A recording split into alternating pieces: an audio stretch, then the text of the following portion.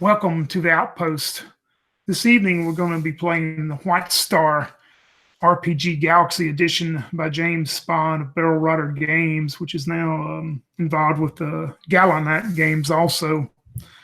Uh, this will be a mini campaign. It's entitled Empire. I'm not sure how many sessions it will go. We're just going to take it one by one and see. It may last one session, or it may last 11 or 100 sessions. We have no idea, but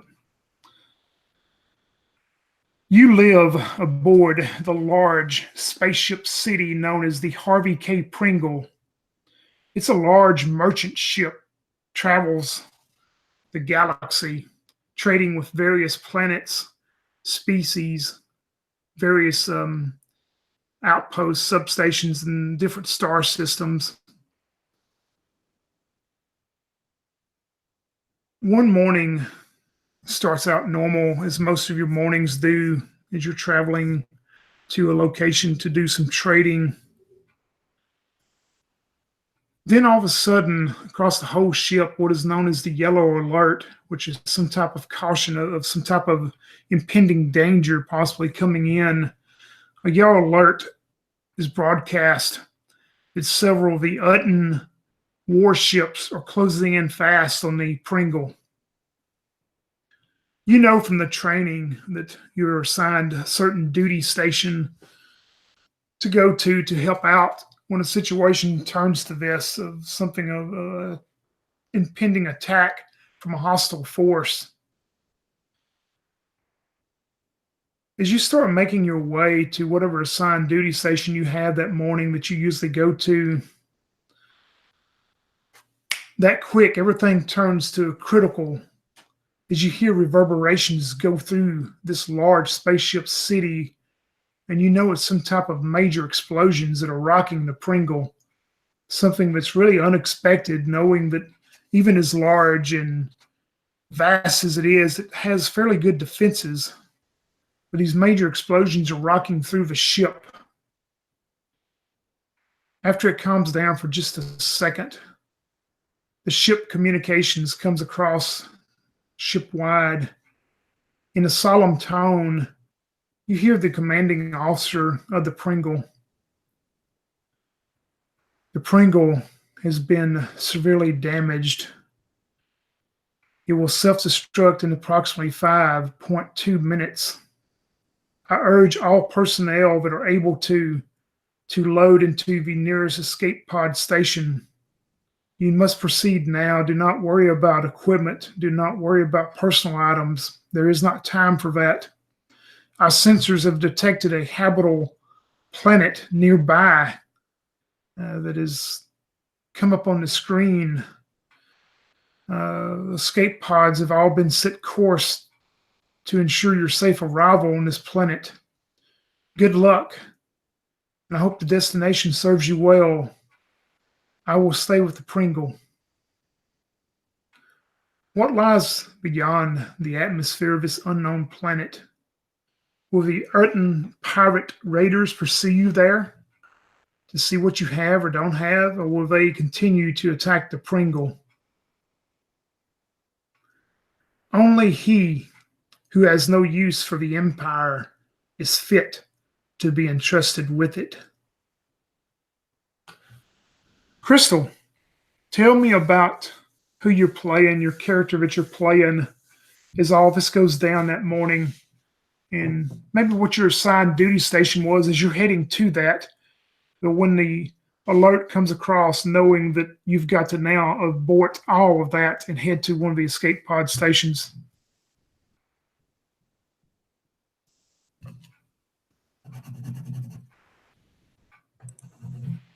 I am playing Phoenix Star.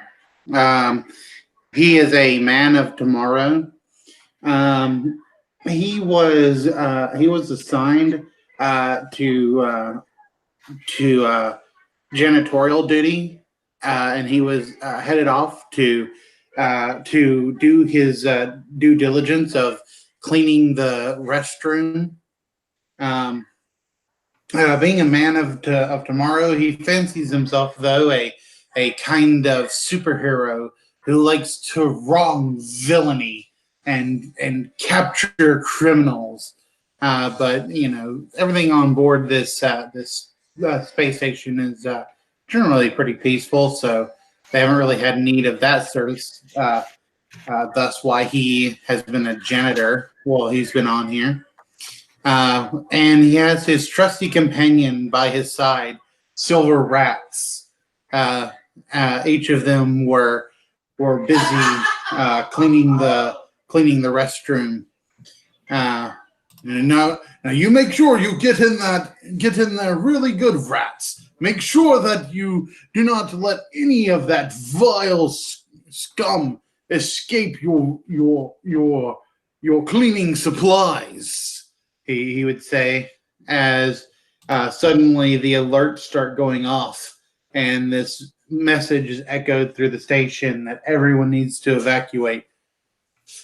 And he looks and says, "Egads, rats, on me, to the escape pods!" And with that, Phoenix Star takes off towards the escape pods with his faithful companion. Yes, sir, to the escape pods! And he runs off with Phoenix Star. That's perfect.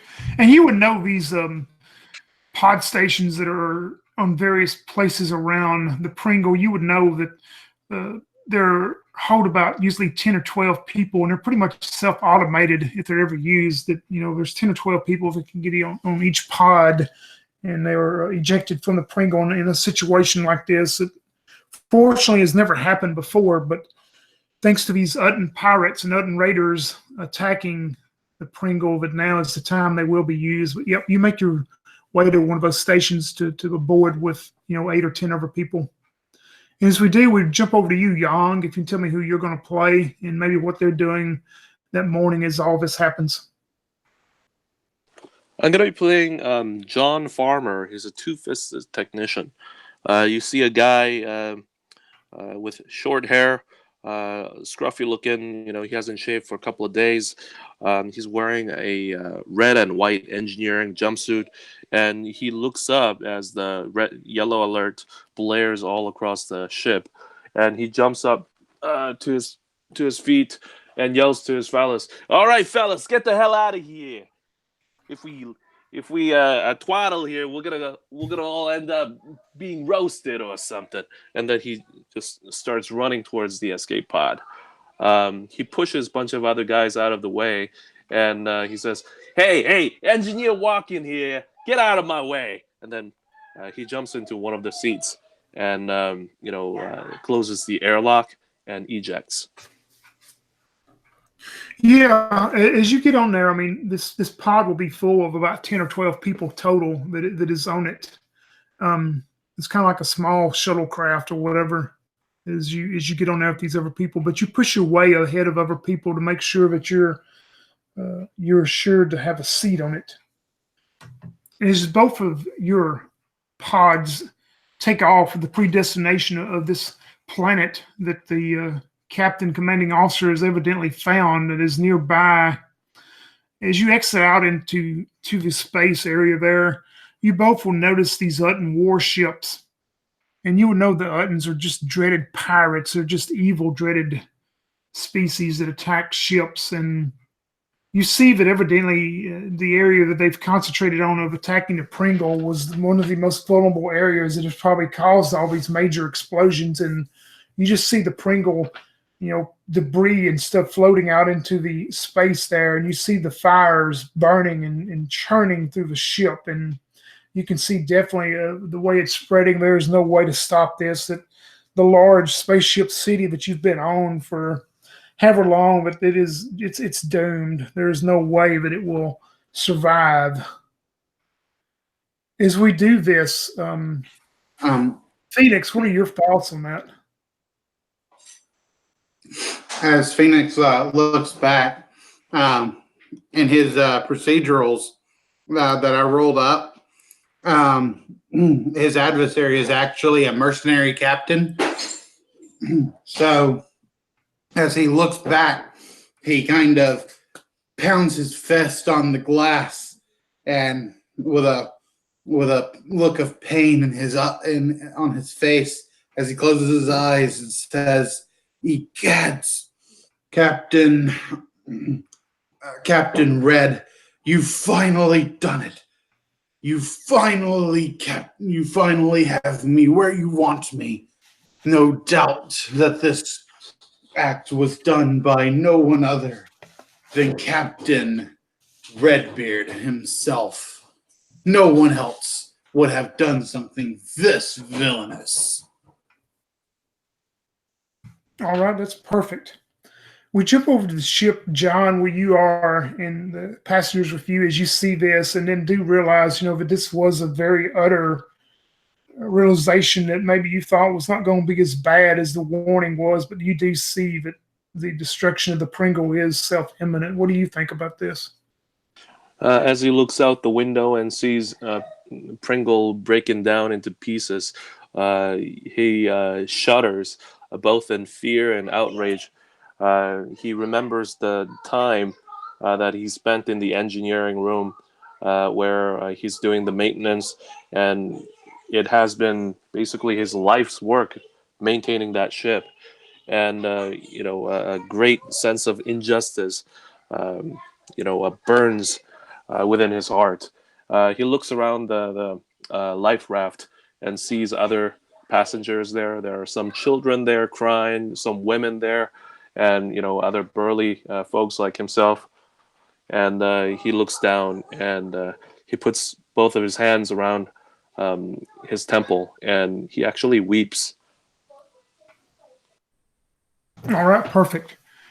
As this is going on and y'all are having your dialogue and thoughts there, the communications of these escape shuttles come on, and you hear the automated voice of the automated pilot go, "Planet atmosphere, destination 1.3 minutes time.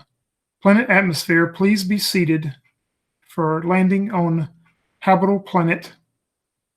As both of y'all hear this, and Crystal, your character is probably still looking out the window, you see a couple of the Uttin ships, the smaller war vessels, break off and start attacking some of the escape shuttles. And as they do, Phoenix, roll me a d6 for your shuttle. All right. 6.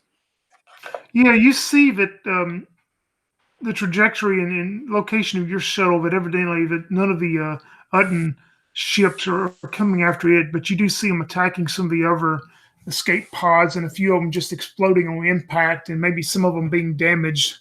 John, roll me a d6 for yours. I got 1. Oh no. John, your shuttle, escape shuttle, as you hear that deal of 1.3 minutes to this planet atmosphere, you hear a woman start screaming, and she's looking out the window. She says, they're fixing to poof. And you hear the explosion of the back of the pod that you're on, the escape pod, and you start seeing some decalibration of the air going out, and you hear the communications come on and go, emergency, we'll attempt landing, secure all passengers, as your escape pod is being hit by one of these vessels. So we'll stay with you as you get closer to the planet atmosphere. And as your escape shuttle goes down and you start entering the atmosphere, you see the planet pretty much of what it's depicted as in the picture there. You see there's a very large land mass in the east and the south and west areas of there. As your escape station enters this atmosphere, John, it goes down, and I need you to roll me a d6 and let me know what you get. I got 6. All right. That will work. You start seeing the shuttle is, trying to, part of it's breaking out. Of course, the atmosphere is affecting it, of course, but you see part of the shuttle trying to break up as it's been hit and going down. And you see the area that you're going into appears to be like a plains and kind of a grasslands, just an open area as your deal goes down. You hear the communications comes on, and it goes, Brace for impact. Brace for impact. Soft landing is not intimate. Soft landing is not. And you hear the communications just completely shut off of your shuttle.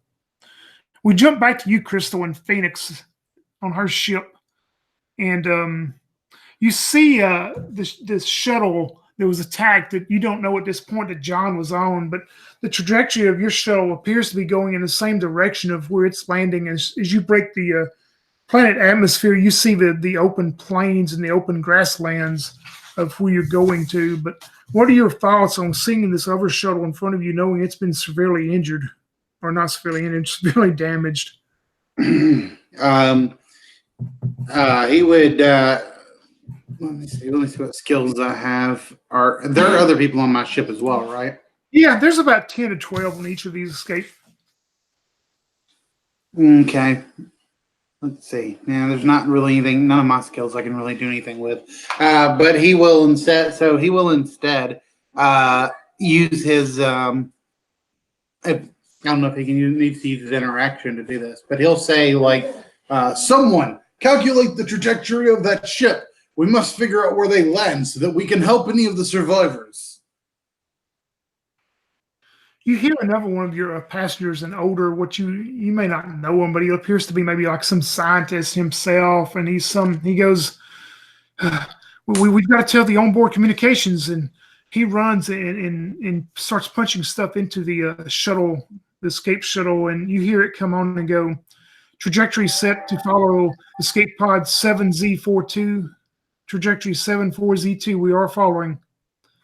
And it appears that this older scientist has definitely set up, and appears that you will hopefully land at or as near as you can to this other one if it survives the impact. Good job, citizen.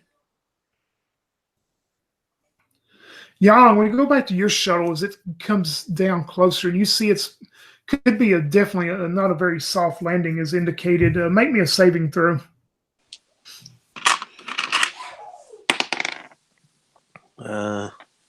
14, and my saving throw is 14. Whew.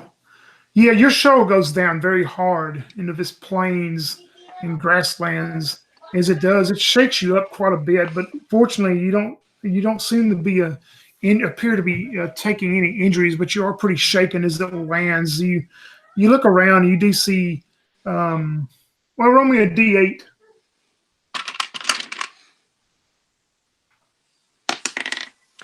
3. You see what appears to be maybe 3 of the other passengers that are deceased on your shuttle. We're going to say you had 10 on yours, so it appears maybe 3 are deceased either from the attack that was happened in space or happened the impact. And you see probably 7 of y'all, but it seems to be pretty shaken up. Some of them have some minor injuries as you land.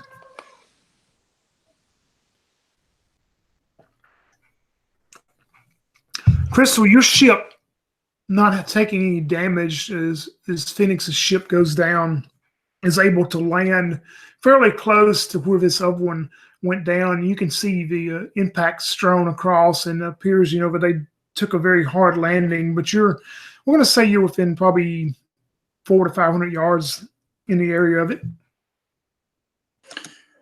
Is there anyone here with medical knowledge? Roll me a D6.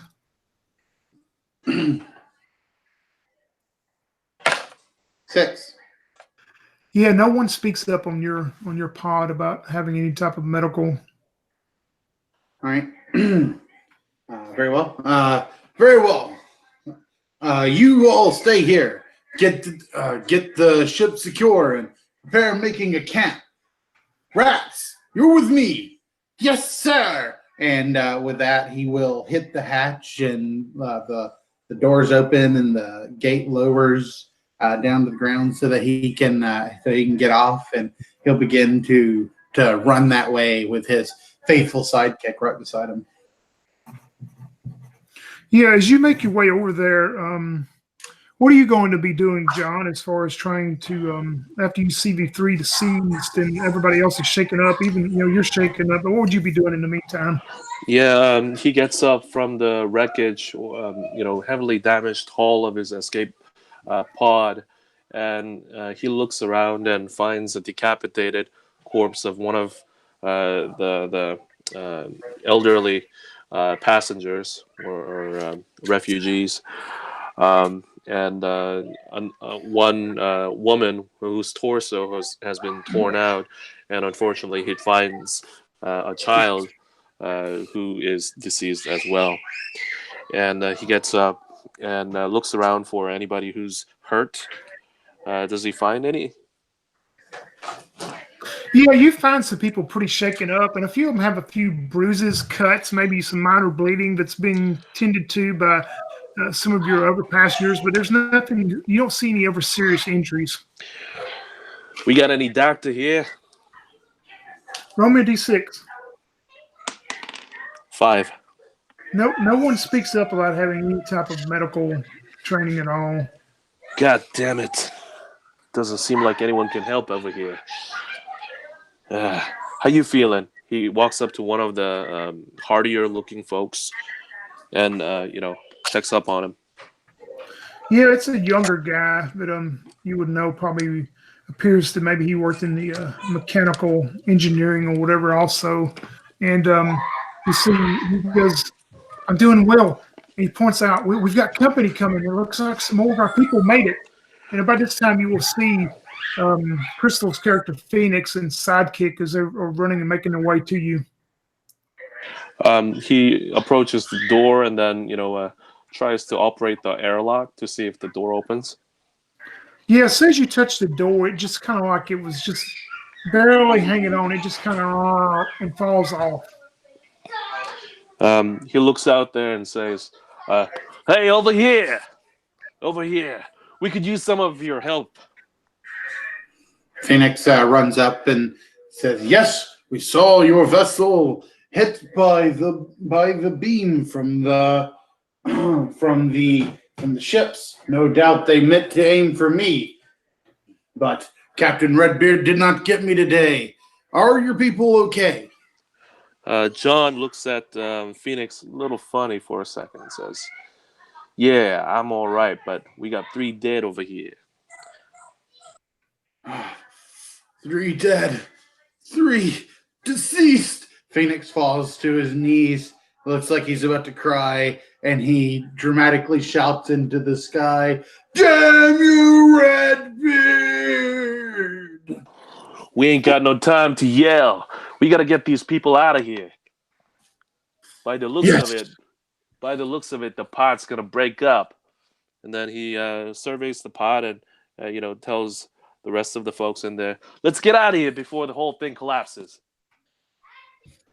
And Phoenix and Silver Rat will help them get away. Yeah, everybody starts making their way out, away from the safety of the pod, as maybe it's on its last few legs, and surveying the area of where you are. It appears to be just an open plains and open grasslands. You don't see any type of forested areas. You don't see any, everything else just seems to be wide open space and just a pretty flat lands of where you have landed at. So he'll say, "The pod I was in landed only about 500 meters out.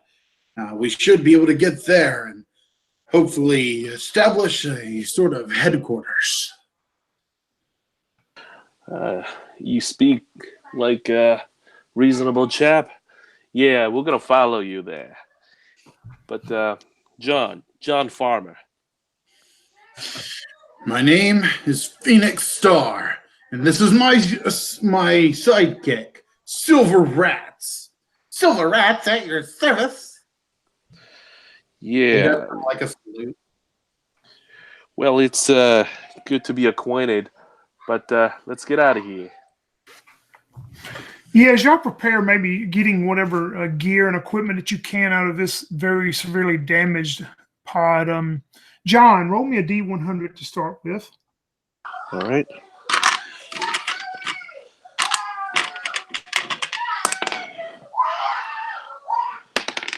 I got 97.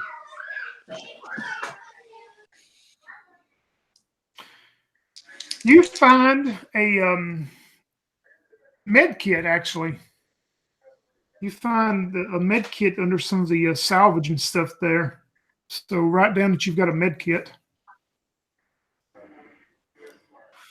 And also, next, roll me a d20. I got 16. Yeah, you find what appears to be like some very usable heavy clothing, for like if you go into some type of a cold environment, some heavy clothing that would help. And if you actually use it to wear it, it'll give you a +1 AC. So note that down. And on the med kit, note down the usage die for it is a 6 for the med kit if you use it, the usage die. Great. And then roll me another d20 again. Let's see what kind of weapon if you find one. I got 3. All right, roll me a d10 too with that. 6. Hold on. Is that 9 or 6? That is 6. Yep. All right, a 6 and a 3 on the first one, right? Yeah. You find in the salvaging of the area, you actually find a light crossbow, and you find 10 bolts that will go with it. It's an old antique crossbow. It's not any type of a special space type crossbow. It's just a light crossbow and 10 bolts that will go with it. He picks it up and looks at it, studies it for a bit, and says, "It seems like it's gonna be a long couple of years." And then roll me a d6 and let me know what you get on it. 2. Yep, that's good enough. You don't find anything else. That's pretty much all you can find that you can salvage from your wrecked vessel as you make your way back over to where Phoenix and the sidekick takes you. And as we get back over to your undamaged escape station, Phoenix, roll me a D100 to start with as you're trying to see what kind of gear or whatever you can get out of yours. 1 second. A D100 to start with. Yep, to start with. 83. You find okay. Roll me a D6, and I'll split it up from there. 2. You find 2 communicators, which you would know would be they're kind of primitive, but think of the Star Trek communicators. Like a handheld communicator, and that you would know that the range on them would probably be maybe about a half mile, but in case you had to use them. But you find 2 handheld communicators. Okay. Roll me a D20. Okay. And note down on those communicators, the usage die be a D8. All right. Let me get my character sheet. Okay. Communicator. Yep, there's 2 of them. And D8 usage die. 2 communicator, UD8. Got it. All right. All right, and then a D20 next. Yep, D20 next. 6. You find a usable, still in the hard plastic case, a breathing mask. If you're in some type of environment that is not sustainable for breathing, you find a breathing mask. And the usage die on it is a D8 also. Nice. And then roll me a D10. No, 2. A 2, okay. Roll me a D20. 15.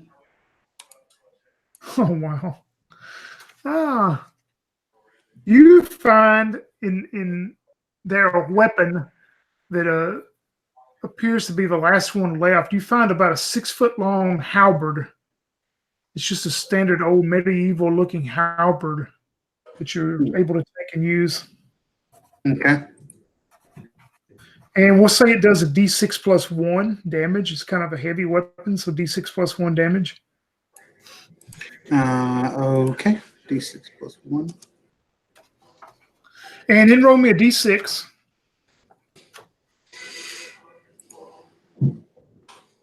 A 2. Yep, that's good. You don't find anything else. That's pretty much all y'all find. But as some of the other occupants are finding stuff to take and use with themselves. But that's what y'all find so far as you begin the first few moments on this unknown planet.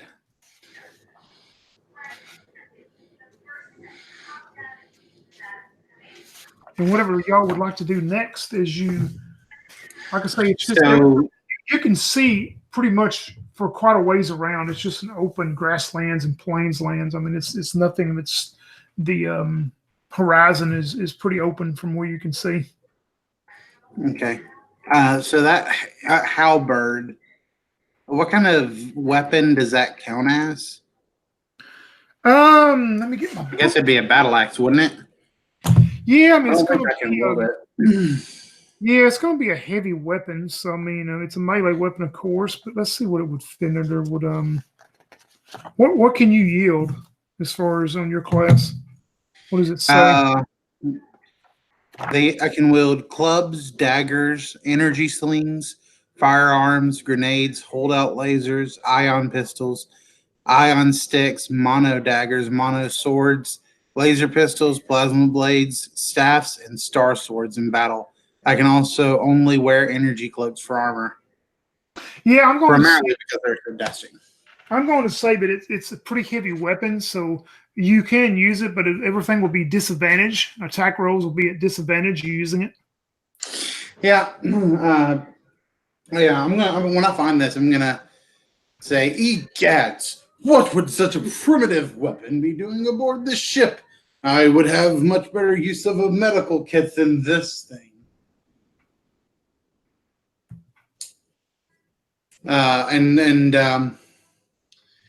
I'll say, "Silver Rats, do you believe that you could use this effectively?"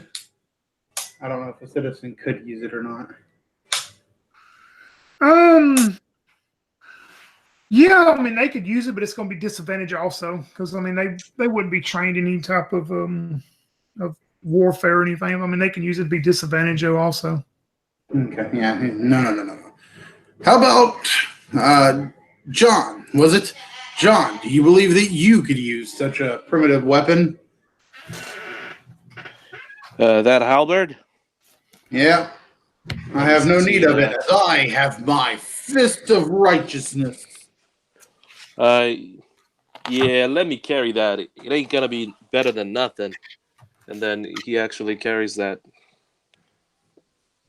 Yeah, I'm reading your deal right now to see. Yeah, I'm not so sure. I gotta check it out myself. I believe two-fisted technicians actually can wield a good bit of weapons. Yeah, they got a whole list of them. Of course, the halberd is something I made up on my own, so it's not going to be in the rules. Yeah, I mean, a battle axe also does 1d6 plus 1, so that's what I would think a halberd would be. I'm going to say, you got a long list of weapons. I'm going to say, John, if you used it, it's just going to be disadvantage also. I mean, it can be used. Anybody can use it, but it's just going to be something you're not comfortable with and handle easy. So, I mean, you can use it at disadvantage.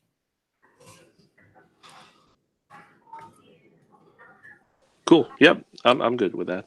All right. He picks it up and he looks over to his younger buddy. What's his name, by the way? Yeah, whoever you want, your little guy that's tagging along with you right now, whoever you want to make them up, you can describe them for us right now if you want to. Sure. I'm gonna have him be like a junior journeyman, um, engineer or technician, and I'll name him Bill. And he's gonna give it to Bill. Bill, you think you can handle this? Yeah, he can do it. It's be the same thing. Disadvantage. He can use it, of course. Well, it ain't gonna be worse than just carrying it. It ain't gonna be worse than not wielding it. So here, you take it. Gives it to him.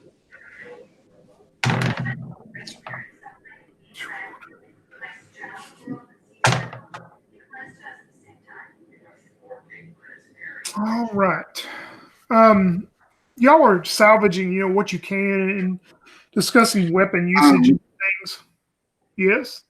Sorry, real quick. I just want, could we like see what the other person had? Like, can we see all the gear that the other person found?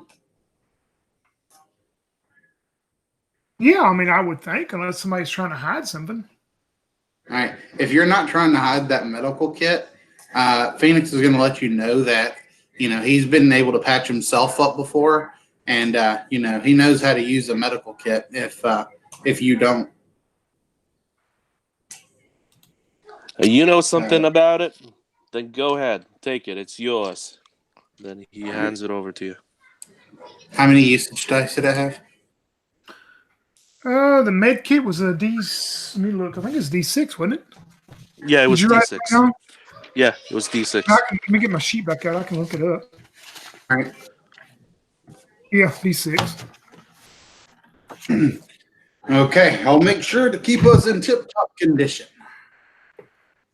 Well, I ain't no medic, and I don't think it's gonna work out very well if I try to patch folks up with this. So, yeah, it's yours. Y'all hear one of the other survivors go, "Oh, egads! We've got company coming. What is that coming across the plains?" Roll me a D12, Crystal. Mm.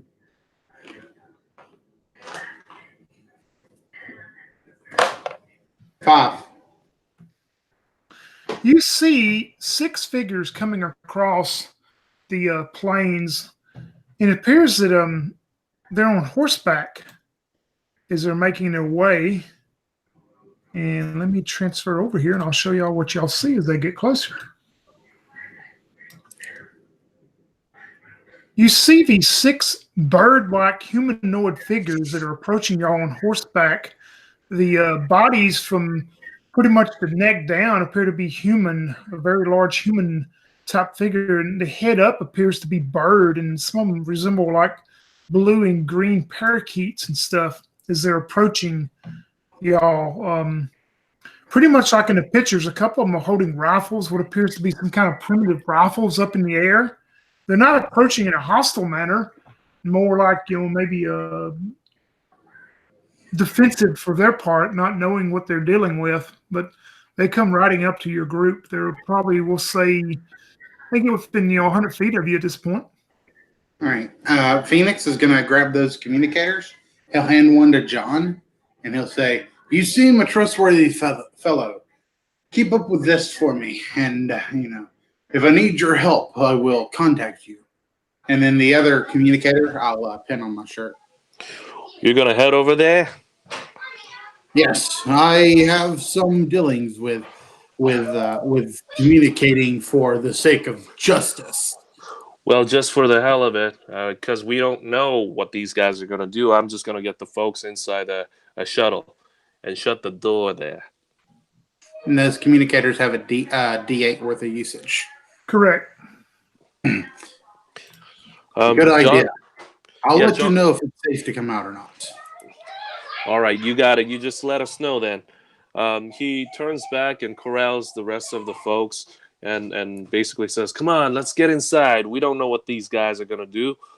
And opens the door and goes inside the intact vessel and closes the airlock from within. Silver, you stick with me. Yes, sir. And so with that, you see one of the other persons that goes with you, Crystal. You appear he's kind of pretty stocky, muscled up. Maybe he would have worked in the mechanic type deal too. And he says, "Oh, I'm going to go over there with you just in case." good man. And so with that, he will have he'll begin to approach, and he'll hold up just like his right hand or whatever in kind of a salute, and his other hand, like he's not holding it up, like he's not like the other one, he just has kind of like down, like in a non-threatening position, but he's just obviously showing that he is unarmed and means no harm as best he can. Should I maybe do like an interaction or something? Yeah, do you have any skills that would work with any kind of charismatic deal or anything like that, or anything that would work with Yeah, I have a 3 in interaction. what is that on your class skill? Yeah, skills under athletics is interaction. Yeah, let me pull that up real quick where I can just read it and see. Yeah, I believe that's supposed to be like for, for social things.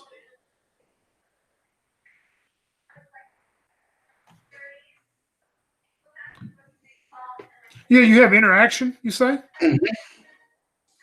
Yep. Yeah, you would have a 2 and 6 at first level. I have a 3 because I also have a +1 to charisma. Oh, okay, good. Yeah, roll me that and then let me know. 1. Perfect. You see the what appears to maybe be the leader. He's on the gray horse there, and he's been holding this rifle up in a non-threatening manner. You see him take the rifle down and put it like into a scabbard, and you've probably seen some of the old Western movies on the starship or the starship city that you've been on. You see him put it into a scabbard, and he dismounts off of the horse and approaches you. And he opens up his beak to speak to you, and then he stops for a moment, and you see him walk back to his horse, and he gets what appears to be like this 6-inch round disc that appears to be covered with some type of leather or tanned hide that's stretched across of it. Probably about 6-inch round disc, and he brings it over to you, and he holds it out to you. Okay. I guess I'll kind of like reach out and like I guess like I'm gonna touch it. I guess is what he's wanting me to do. Yeah, like he's trying to hand it to you for you to touch it. Okay. Yeah. So that's what I'll do. As you touch it, make me a saving throw. Okay. I'm probably about to die here. An 8 under 13, so I failed. Yeah, you get all these visions. They just run through your mind real quick. You start seeing these bird-like creatures that are running through and traveling across the plains and the grasslands, and you just all these visions just flood your mind. I mean, it's just so fast and so quick and unexpected. And then you start hearing them as they're riding. They're talking to each other, and you hear squawk, squawk, squawk, squawk, squawk, squawk, squawk. Yes, we can. Yes, and you start translating of what they're saying in your mind. And for just a moment, it's just too much, and you're just kind of dazed for right now. So if you do any type of combat deal, you have to do a disadvantage for right now if it does come to that. Okay.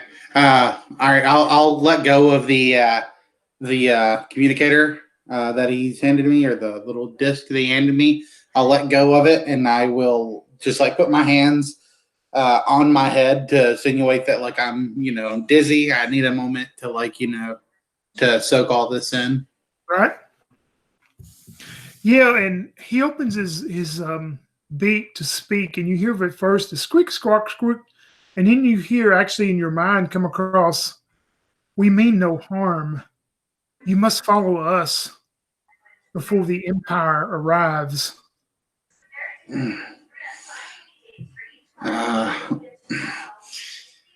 Yes, the Empire. I understand your words, Phoenix says.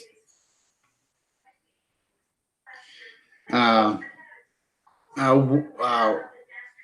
does the bird seem to understand what Phoenix is saying?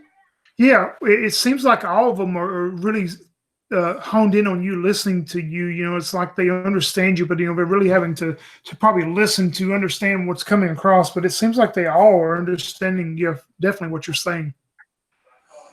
Says this empire, is it an force of evil? They kind of all look at each other as a group themselves first, and then what you would probably think is the leader there. He looks towards you and he goes, "They mean harm to everyone." Well, I am Phoenix Star, and I shall let harm come to no one. There is not enough of you to face the Empire. You will perish unless you follow. The communicator crackles in midst of the discussion, and you hear the voice of John. He says, "Phoenix, Phoenix, are you there?" Um, and I'm sorry. Yeah. Yeah, he kind of taps his ear, and he says, "Yes, it seems that these people mean us no harm.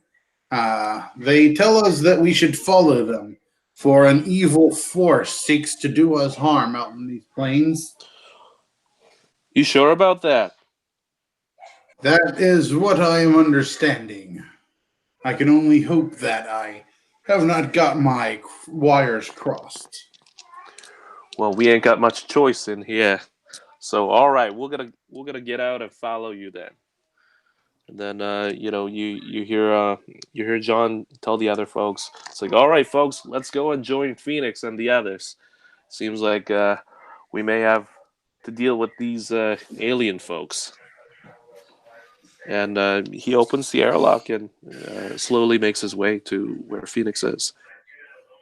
Yeah, as the group makes it over to these group of bird men, um, the leader, patiently waits, and it appears that he's going to talk to you, Phoenix, since he made contact with you first. But he says, "Yes, we must make haste back this way before the Empire arrives. We would all perish, even though we are fierce fighters." Indeed. Yes, take me and my people to your camp, and we shall help you against this villainous force.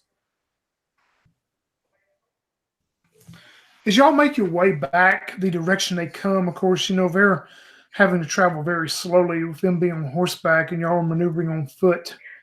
You travel for probably what you would think would be at least a good hour, maybe even more than that, hour and a half. And you start appearing to be it turns from plains and grass into more of a kind of a small rocky area, rocky outcropping at the edge of a hill range. And this leader rides back to and he goes, "We make it to the hills for the night. Night will arrive soon. The Empire and the creatures will come out at night." Understood. Phoenix will turn to the group and say, "Our friends tell us that we must make camp in the hills, for the Empire and the creatures of darkness shall soon seek to lurk upon us." Hey, Phoenix, what do you know about this empire that they keep on talking about? They tell me that it is a force of evil which seeks to do harm to all. I am not going to allow harm to fall upon anyone, for I am Phoenix Star, and I shall uphold the law of righteousness by the flames of the Phoenix. You see John like put his head on his temple, his forehead, and he face palms and shakes his head.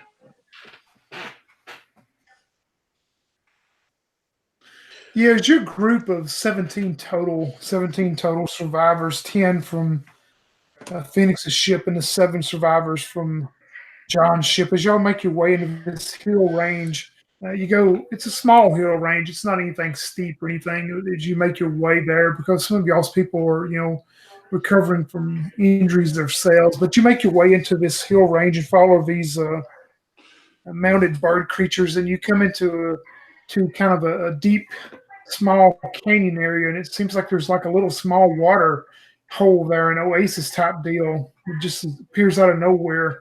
But The leader comes back to you, Phoenix, and he goes, "We will be safe here near the oasis. We will camp here." He tells us that we shall be safe here near the oasis. You know, Phoenix, for all we know, these guys might be carrying us to sell us off as slaves or something. Well, they came to rescue us in our time of need. I see no reason they would betray us now. And if they should, then I shall protect you. Do not worry. Well, listen, I'm pretty tired, and a lot of these folks are pretty tired too. So we're gonna rest. We're gonna rely on you to keep an eye on us. Of course, rest for the phoenix, for the guiding flames of the phoenix shall keep you safe. All right, then, Phoenix, you're a swell guy. You're a swell guy. And then he taps him on his shoulder and goes over to the watering hole to drink some water. Yeah, you drink the water. Make a saving throw. No, I'm joking. No, it's fine. Water's fine. But you see these bird creatures as they start making camp, and it appears that you're probably taking out some type of rations, and these rations appear to be some type of looks like almost like peanut butter with these seeds that are put in them, and they start munching. And a couple of them actually offer you some of the rations if you want them. Yeah, Phoenix will try some. And so will Silver Rats. And John as well. Yeah, it's very filling. It tastes almost like peanut butter, but the seeds and stuff are mixed up with it as it's mushed in with it. But it's very filling and very tasty, really. He takes some and heads off to the survivors and rations them out. This is very good. We thank you for your hospitality. The leader comes back up to you, Phoenix, and he goes, "As I say, we mean no harm. The worst harm here is the Empire." Tell me about this menacing empire. They control pretty much the planet. We are what you would call, maybe in your language, from what I understand, we are vigilantes, maybe. We are renegades. We are the outcast. We fight the Empire, but they control the planet. They suppress the species here and control everything and everyone. This is not a good place for your starship to have crashed. Are your people the only species on this planet? He lets his head back and almost in a laugh, almost a no.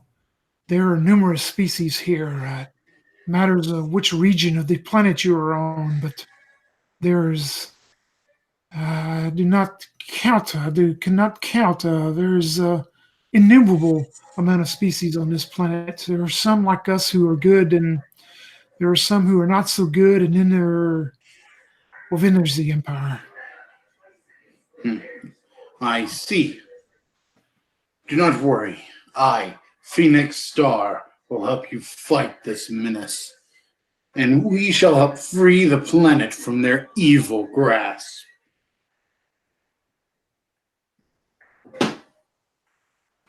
It will be a tough battle with only the few of you. We are more than us. We have villages all out through the grasslands and the hills, but it has been a long, arduous battle for us. We have lost many to the Empire. Phoenix, you understand what these folks are saying? Yes, I do.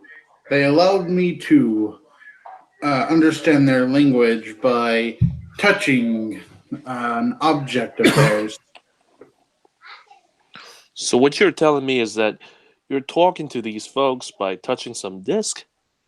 Mm-hmm. Well, I gotta see that. Do you believe that my friend here could be allowed to touch that metallic object that you allowed me to touch earlier?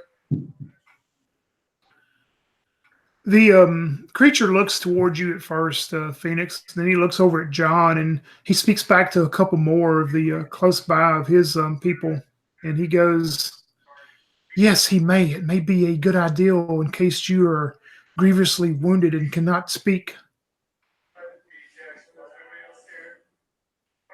He approaches you, John, and he pulls out the disc that it was described earlier, and he just holds it out. He doesn't actually give it to you, but he holds it out to where you can touch it as he's holding it if you do. He's about to touch it, but he studies it. He studies what's on the surface and the makeup of it, what sort of material it's made out of. What I'm doing is I'm going to use Man of Science to find out how this thing works. Yeah, let me go read that real quick.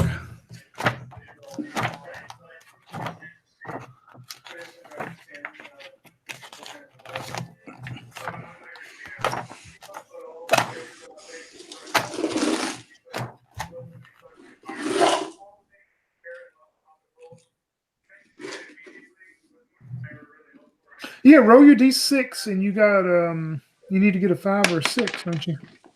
Yeah, I got 3, so I got nothing. Yeah, as soon as you reach out and touch it, though, maybe to try to inspect and look at it, make your saving throw for me. 1. Oh, wow. Yeah, you reach out and touch it, and you start getting these visions that just flash all through your mind real fast, and you see like these small huts and things around, appears to be like a river or lake or something, and you see all these bird-like creatures walking around. You can tell there's male and female and small children running around, and you hear at first they're chitter-chattering in their language, and then you start hearing the language disperse into what you understand. But as you do, it's just too much, and your head you get this awful headache. And as soon as you let go of the coin, or not the coin, but the disc, you fall to the ground unconscious. Yeah, he's like, he falls down. As you fall down, the bird-like creature, he jumps back and squawks. And he looks towards you, Phoenix, and he goes, he will be fine. It was too much for him to comprehend, I believe. Yes, earlier it made my head split quite jarringly, but I'm sure he will recover in time. Rats, take this man to a medical bunker. Right away, Phoenix, sir. Yeah, and John, with your natural 1, for the rest of the night as you rest, I mean, you have this awful splitting headache that Excedrin won't even take away. But if you do any type of combat or anything, you'll be at disadvantage on everything because, I mean, it's horrible headache that you're having as you come back to conscious in about 30 minutes. Can I try medicine on him to see if I can relieve it at all? Yeah. How do you have it? You have that as only a skill? have a but I only have a 1. I only have a 1, so yeah, you can very try low to chance to be able to help. 3. No, I gave him some Excedrin, but yeah, it doesn't help any. I'm not going to give him any of the good stuff. Yeah, after that procedure, he vomits. Goes, leave me alone, Phoenix. I'm gonna lie down here for a while. Very well. I shall make my way to our new friends and camp with them.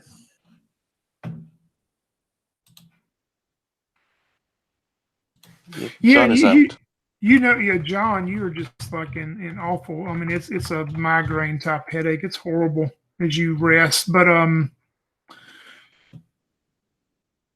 Phoenix, you notice that the bird-like creatures, they set up some type of perimeter around the edge of the camp and stuff, and you notice the wind starts to pick up. As it goes into night, and the sky just turns into night. And at first, it's real pitch dark. But then it seems like there's some natural light in the sky that starts radiating through the sky, and it's kind of giving dim light in the area and starts shining off of the water hole. You would think in degree wise, it's probably in the mid 60s right now. Okay, so it feels pretty good out. Yeah, it feels actually pretty good. But like I say, the wind is starting to pick up. It's starting to put a cool touch with the wind picking up. Like how big is the watering hole? Oh, it's not huge. I mean, it's it's wide enough that you could fit several people or creatures and stuff around it. But I mean, it's not huge. It's pretty small. But I mean, it's not anything you're going to run out of water anytime soon. Okay. But like, I don't think I could take a bath there, do I? Without contaminating it. I mean, you could, but there's no. I mean, there wouldn't be any privacy, and there wouldn't be any. I mean, you could, but that would be a concern maybe of yours if there was too many people got into it. Okay, all right, that's fine. Then I'll just splash some of the water on my face and fill up. If I have a canteen or something, I'll fill it up. The avian natives would probably think that you're trying to blind them. Turn hostile. Yeah, and as the night progresses on, Phoenix, roll me a D100 again. Okay. Let's see if the revelations of God hit me. 31. Yeah, one of the survivors that's in your group, it's a short, older lady, and she approaches you, and you see she's got something wrapped up, kind of, and she's got carrying it on her shoulder, and she approaches you, and she says, your name is Phoenix, right? You seem to be kind of a leader. My name is Phoenix. I would not take such a title by force. Well, I figured it would be best. You seem very sturdy and very tough. I found this in the wreckage, and I think maybe you could come to use. And she will give you 50 foot of fiber rope. This kind of real thin metal fiber rope. Yes, rope can always come in handy. Thank you so much, madam. We shall put this to good use.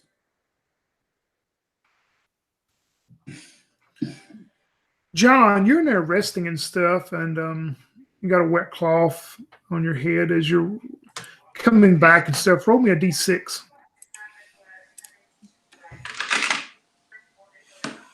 I got one.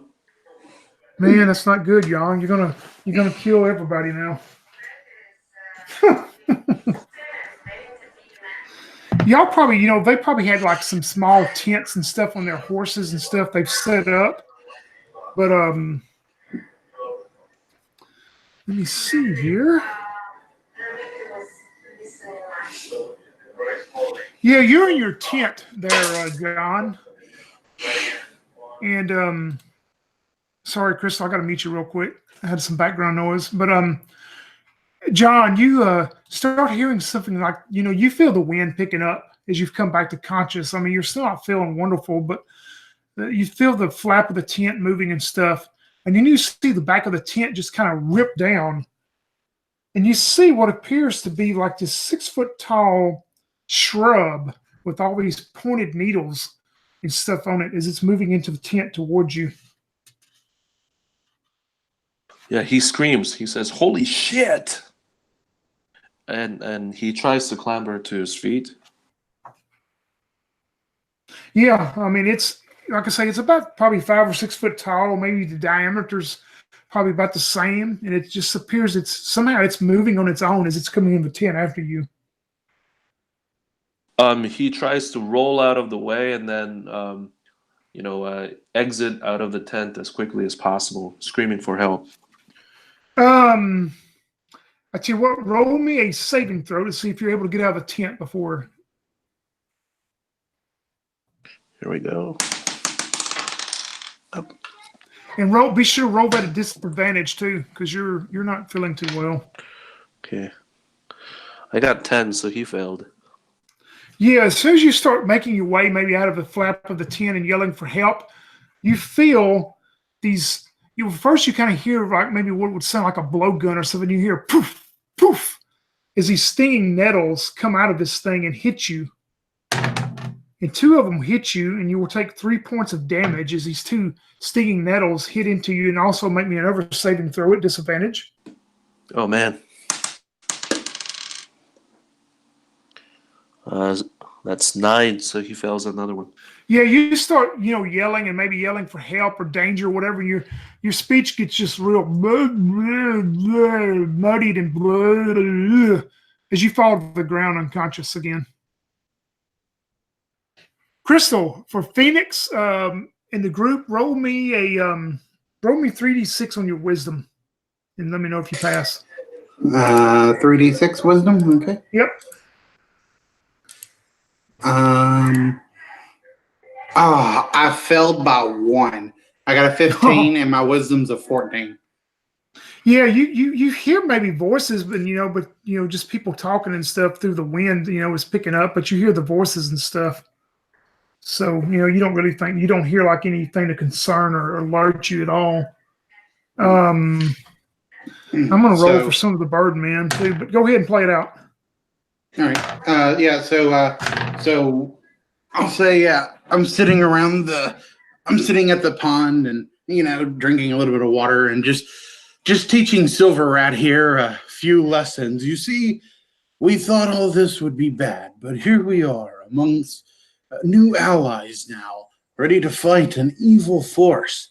No doubt Captain Redbeard himself will attempt to collude with this empire, and we will have Redbeard right where we want him and be able to finish him once and for all, my young companion. Wow, that sounds so gosh darn cool, Phoenix. Awesome. That's great. That's perfect. You hear, hold on just one second. Paul sent me a message. Let me tell him he's more than welcome to join if he wants to. Yeah, let's let him know.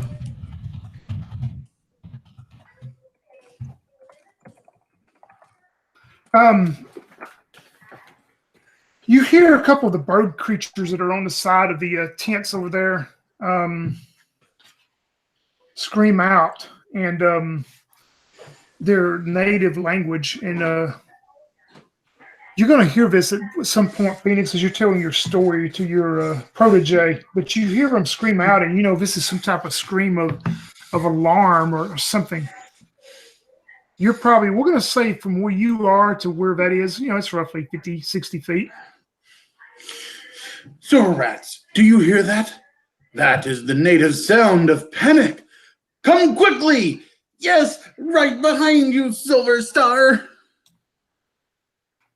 And Phoenix will begin to rush towards where he hears the sound of the bird panic coming from. Yeah, as you do, you see a couple of the bird creatures with these, would think some type of primitive carbine rifles that they're carrying on guard. And you see them start running, approaching that tent. But, then you see the prone body lying in the front of the tent. You see it, and, you'd probably recognize it by what John has been wearing that day. But then you see this large shrub-like creature with all these needles and poking out like a cactus or something. It appears to be about 6 foot tall and about 6 to 8 foot in diameter. It's just moving to the front of the tent and coming out of it now. Egads, that's the tent that John was in. What have you done with him, you vile plant? And he'll get ready to fight this thing. Okay, let me write something down real quick, and we'll go from there.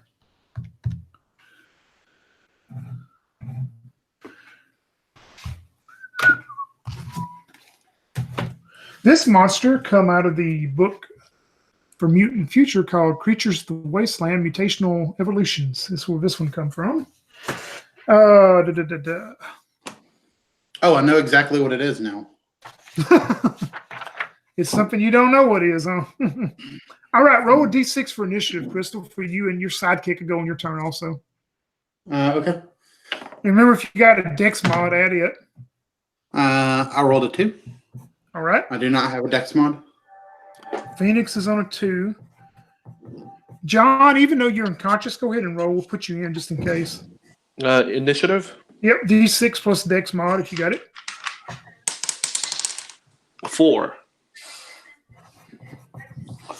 All right, and also on initiative, we're not going to do it each round. It's going to be kind of like we did last night, where it's just, you roll one time and it goes in an order. The creature rolled a 6, so you see it as it comes out.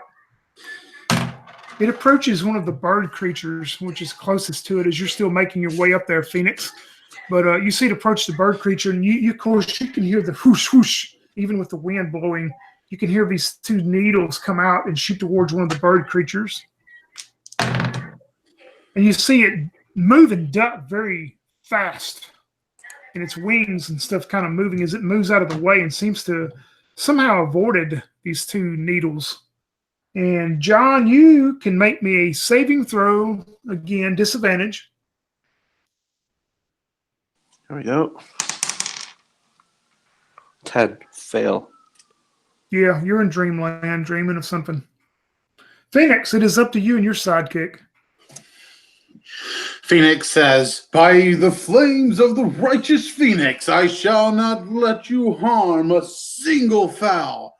Phoenix, punch!" And he will launch out to punch at one of these birds. And because I am a man of tomorrow, you're not fixing to punch one of your friends, are you? No, I'm sorry. Punch one of the plant. I'm sorry. Punch the plant. Okay, yeah. Yeah. Woo. And because I am a man of tomorrow, I inflict 1d6 damage when I punch anything. All right. Plus strength modifier, but I don't have a strength modifier, so. All right. So let's see if I hit this plant first. I rolled a 16. Oh yeah, that hits. All right, and I do 2 damage to it. This thing appears probably going to be fairly easy to hit due to its girth and size, you would think. But yep, you do some damage to it as part of it breaks off. The bird creature's got a 1. So they, the 2 that are up there, they both take these carbines. As you kind of move out of the way, Phoenix, they both take these carbines and jump in to shoot at it. One of them misses real bad. The other one will hit it. Ooh, for max damage. So you see this shot go out of his primitive carbine into this cactus plant or whatever it is and hit and make very good contact into it. Hey, Paul. Hey, Tony. Sorry for the mix-up. Oh, man, that's fine. You're more than welcome to join. You come in at the right time. They are, to give you a quick recap, they crash landed on the planet. They have discovered they landed in like some plains and grassland area in these, well, just a minute, I'll show you the picture so you can actually see what they have encountered. These group of 6 humanoid bird-headed figures approached them on horseback and were able to communicate with Crystal's character by a device they had, and have pretty much made them believe they mean them no harm, and they keep speaking of the evils of the Empire, but if the Empire was to find them, that it will be, pretty much death for all of them. So they have followed them into a hill area for the night and have camped in by this little oasis and been fed this bird food that has gave them sustenance. But unfortunately, Yang's character wanted to communicate with them, and as he reached out to touch the device to communicate with them, it gave him a severe bad headache. So he had to go rest for the evening, and he wakes up to this large cactus plant that has come in and attacked him. As he's tried to yell for help, he was struck by these 2 poisonous needles, and he's unconscious again. So that is the point of it. Crystal's character has run over there with her sidekick, and 2 of these birdmen are fighting it. So if you will, on initiative, roll me a d6, and if you have a dex modifier, you can add it, and let me know what you get.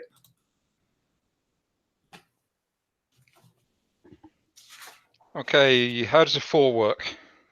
A 4 will work. And let me get some information real quick on your character. What's your character's name? Remy Jackson. Remy, okay. What is Remy's AC? Uh, It would be base 10, unless you have a dex mod. You said no equipment to start with. Yeah, so I'll get you some here in a minute, though, for sure. Okay, probably going to be a 12 then. Call it light armor.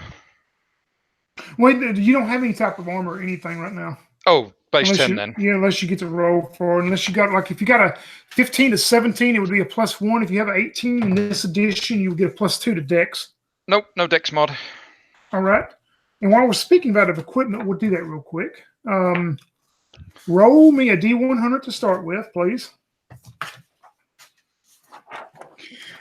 I'm gonna go make me another drink while you're doing Yeah, that. if you and Jan want to take a quick break, that'll be fine. We'll get him rolled up some equipment. 40. 40, okay.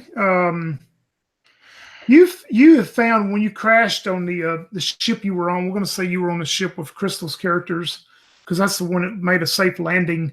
You found a bolt of silk that is like maybe we'll say 20 feet long of this some type of alien silk, maybe that the merchant ship had that you were on. That you could use if you wanted to use it, or maybe use it for trade later at some point. But just Okay. make a note on that. Roll me a d20 next. 3. You also in the wreckage and stuff, you found a set of belt pouches that you can put on your uniform in case you have to store anything. A set of belt pouches. Then roll me a d10. And a 10. 1. All right, roll me a d20. 9. You found for a weapon, you have a mono axe, and make sure your class can use that.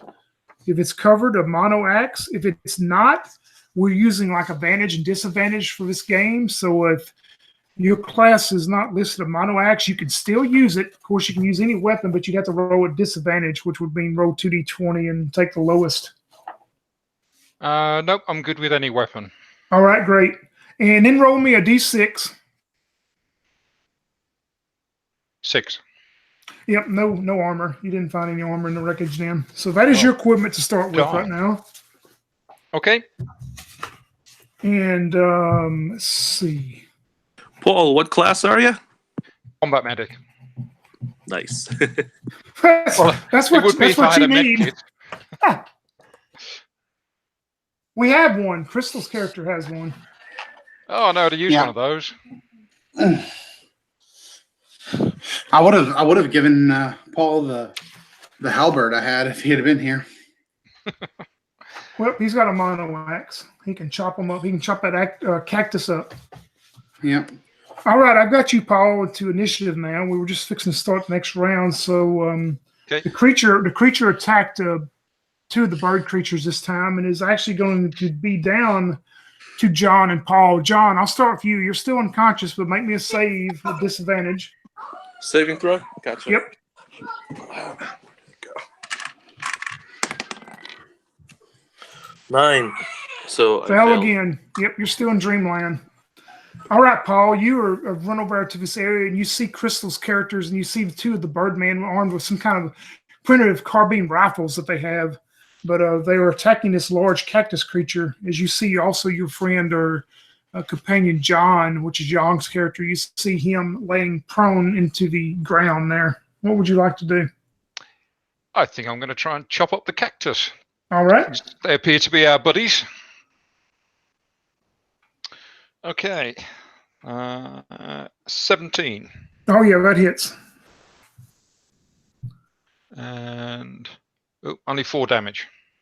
All right, that takes a pretty good chunk out of it. You see also Crystal's character Phoenix, it just takes quite a bit of damage out of it previously also, but it still seems to be standing, we'll say bloodied, if y'all know what bloodied means.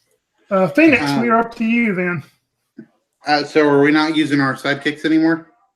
Yeah, you can use them. I don't care if you want to. You can, Paul, you can have pretty much what's called a sidekick. That was one of the survivors. Basically, they have 4 HP if you want to use them for anything. They don't have any specialties or nothing. They're just, standard human with 4 HP. Sure. Okay, at the end of my last turn, I was gonna say, and I forgot to. I would like to have told Rats to go try to help John.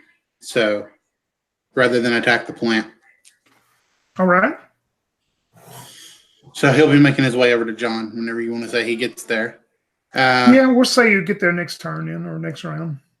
Okay. I'm engaged with a fist fight with this plant. So I'll say nebulous kick, and I do like a spin kick and attempt to kick this plant in the bark, I guess. I rolled a 12. A 12 hits? And it does 2 more damage. Yeah, that's what y'all will need also just for future reference. You need 12 to hit this thing. Nice. How much damage? I'm sorry. 2 damage. 2 damage, yeah. You take a little bit more out of it, but it's it's still standing, of course. We will go to the 2 bird fighters that are there. They both take their carbines. Whew, one of them got a nat 20. So that's good. We're going to say double damage. Oh, man, he takes a big chunk out of his thing. This thing starts pretty much falling apart as it appears to the other one missed, but the one with the nat 20 took a big chunk out of it. It's still standing, but you can hear it seems to be severely injured at this point as it goes back up to it again. It is going to, the only threat it sees is that bird creature because, it's just knocked the dickens out of them. So it's going to shoot 2 deals at the bird creature. Both of them hit. Oh, man, the bird creature falls down unconscious and drops his rifle on the ground. He's pretty much prone and unconscious like John is now. John, we're up to you. Make me a save. Disadvantage. Here we go. 1. Oh, my gosh. Quit dreaming of all these things. Paul, we're up to Remy. It is Remy's turn now. Okay, I'll see if I can take another chunk out of this thing.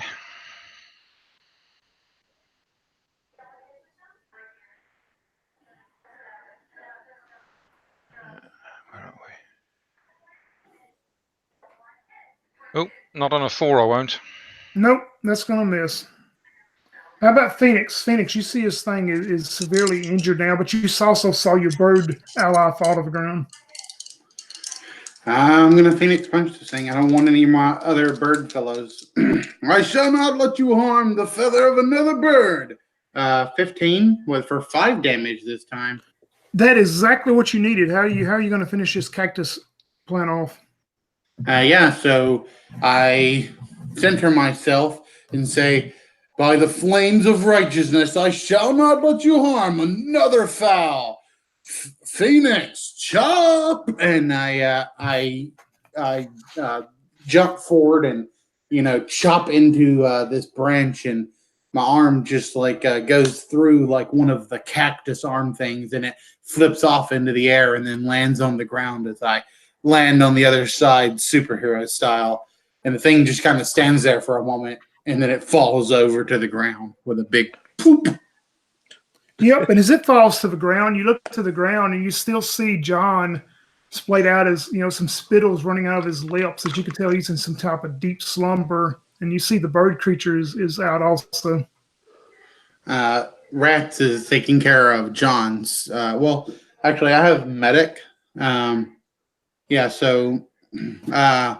earlier, no one has said that they had medical skills. So I still don't know that there's a combat medic here. So I want to run over to the bird person because Rats is at least trying to help John. So yeah, if you run over to the bird person, you have the medicine skill also. What 1 or 2 is 6 chance on yours? Right. So I guess I will go ahead and use a medical kit on him because it has a D8 usage. All right. So that will recover. What is it, like 1d6 HP? And if I hit medical, I get another 2 or something like that? I think that's right. I'd have to read for sure, but that sounds right. Yep, recipient was healed additional 2 points. Okay. So first I'll roll my medical to see if I can give him the good stuff. But on a 3, I don't think he needs the good stuff. And so it just heals him, what, 1d6? Let me look. Yep, 1d6 plus 1. Pretty much like a healing spell. All right, so I heal him for a total of 5. All right, the bird creature comes back to life. Remy, you notice Phoenix is he is adjusting and helping this bird creature. You notice that he has a med kit. First of all, Christopher, roll the usage die on the med kit since you just used it. Yeah, that's what I was about to do. Just to make sure. Trying to find a D8 over here. And do not be like Yang and roll a 1 or 2. You can't do that. Yeah. Okay. Let's see. Fuck. The best I could find was a D10. So I'm just trying to roll and trying to get between 1 and 8, and I've rolled 2 10s. I rolled a 5 that time. Yep, you're perfect. But yeah, Remy, you notice the usage of a med kit. Throw that right there. Cool. I'll take a wander over, see if I can help at all. I'm a little bit better with the med kit. Yeah, and if you want to, you can go ahead and introduce your character now, if you want to, and as you approach Phoenix, because there was a band of 17 survivors that had made it off the 2 escape pods. So I mean, y'all haven't all met probably officially yet as you see this. Yeah, this is Remy Jackson. He's a combat medic. Quite a nice guy overall. Very competent. Not much else to say, unfortunately. All right, perfect. Well, yeah, Phoenix, you see Remy approach you, and you know from the introduction stuff that you actually have a combat medic now. Ah, you must have been in quite the shock earlier when I asked and didn't respond. Well, no need to be apologetic now. Please help my friend with your skills, and he'll hand you the med pack to go help John with. Absolutely, I'll see what I can do. Yeah, and John, actually, how many HP are you down, John? 3? Yeah, 3. Plus you're unconscious. Yeah, you can use the med kit and give him some HP back then. How does 7 sound? All right. Whoa. And also, Paul, we're using usage die like they do in the black hacks and the different hacks. We're using usage die. So the med kit has a usage die of 8.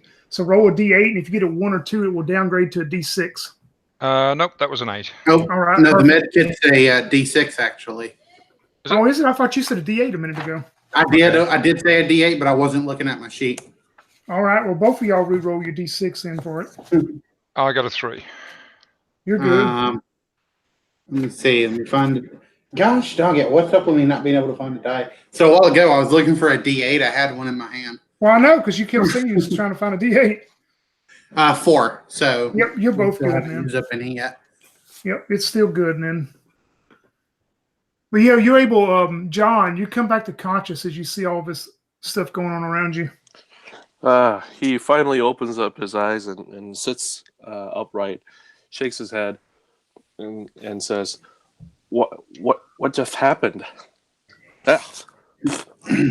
Some kind of menacing plant attacked you, and then I will stand up and talk to my friends.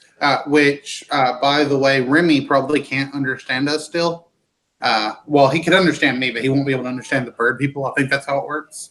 Yeah, Remy, you would notice after y'all encountered the bird people, when they approached Phoenix earlier, they handed out like this disc that Phoenix grabbed and touched, and it seems like Phoenix is able to communicate and vice versa with them. But every time you hear the bird creatures talk, at this point, all you hear is just squawking and chirping and chittering that you don't understand. But it appears that Phoenix is able to converse with them. So Phoenix will find his leader friend, and he will say, "Hell, friend, tell me, this creature, has it come from the Empire?"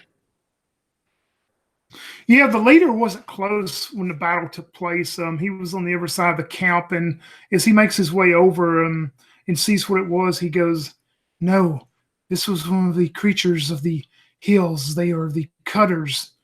They are very poisonous and very dangerous, but not as dangerous as the Empire." Well, one of my companions was struck by it, and also one of yours, but I managed to help your companion, and our combat medic has happened to help our friend. So all seems to be okay, but we should stay on high alert.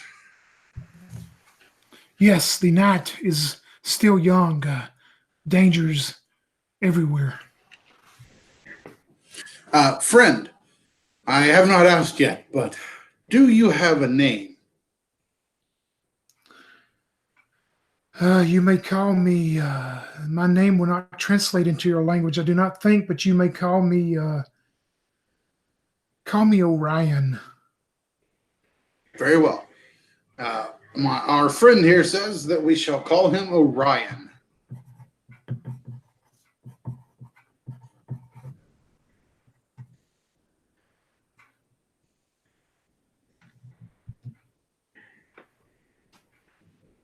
Anything that Remy or John would like to do is the camp seems to settle back down at the end of the cactus monster. John just sits down and drinks some water and lies down voluntarily to get some more rest. Can John understand them now? Nope, not at this point. I'm gonna say because he had that nat 1, so I mean his head is hurting pretty bad still, and then he's got those cactus deals that punctured probably his ass as he got hit running away. So I'm gonna say no, not right now. He can't. He's gonna wake up in the morning, and the only thing he's gonna be able to speak is bird. He's gonna be like,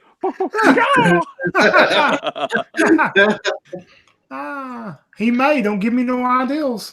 With that nat 1 on that save, he may just. that'll be fun. And he's been failing every single save he's made. He's failed so far. It's okay. We all have those kind of nights. I had that in the last game. I'm going to make my way around the camp and just make sure everybody's okay. See if anybody needs any medical assistance. Yeah, you notice some of the survivors when y'all Yang's ship unfortunately had a pretty bad crash. It was attacked by one of the warships before it entered the planet's atmosphere, so it had a pretty bad crash. There's a lot of people who are still shaken up from it, but nothing that requires any severe medical attention or anything. But you're able to try to get everybody back, and the rest of the night goes pretty peaceful. I mean, fortunately, nothing else happens as the morning rises, and let's see what the weather is going to be like this morning. Yeah, it appears as the morning rises, it seems to be warming up quite a bit. You would thought last evening it was in probably the mid 60s, maybe around 20 degrees Celsius, but it appears that it's warming up 3 to 5 degrees Celsius as the sun is coming up, and the wind has went down to just a very light breeze now. It feels pretty good this morning, and we'll take a break right there real quick. I need to get some more water and stuff. But real quick, Paul, I'll go over with you a couple house rules that you missed before game. You have 1 luck point each session that you can use, and basically that gives you a re-roll. But if you want to use any re-roll for any type of roll you make, but you have to take the second roll no matter what happens. Okay. If you have a D30, you can also have a D30 roll each session. For any attack or save or anything. Also, if you don't have one, you can use the online roller, or I'll make it for you if you trust me. Of course, you have your skills. You use your skills. We're using advantage and disadvantage on some things. If the weapon that if you use any type of weapon that's not on your class list, you'll have to make attacks at disadvantage. We went over the usage die about certain items and things. Of course, you're the combat medic, but you would also know that after each battle, everybody can heal for 1 HP. You can kind of tender yourself up and recover 1 HP after each battle. If you get a 0 or 8 or less HP, let me know. It's just going to use my simple pretty much save or die. And, of course, initiative we went through is D6 plus Dex mod if you have one.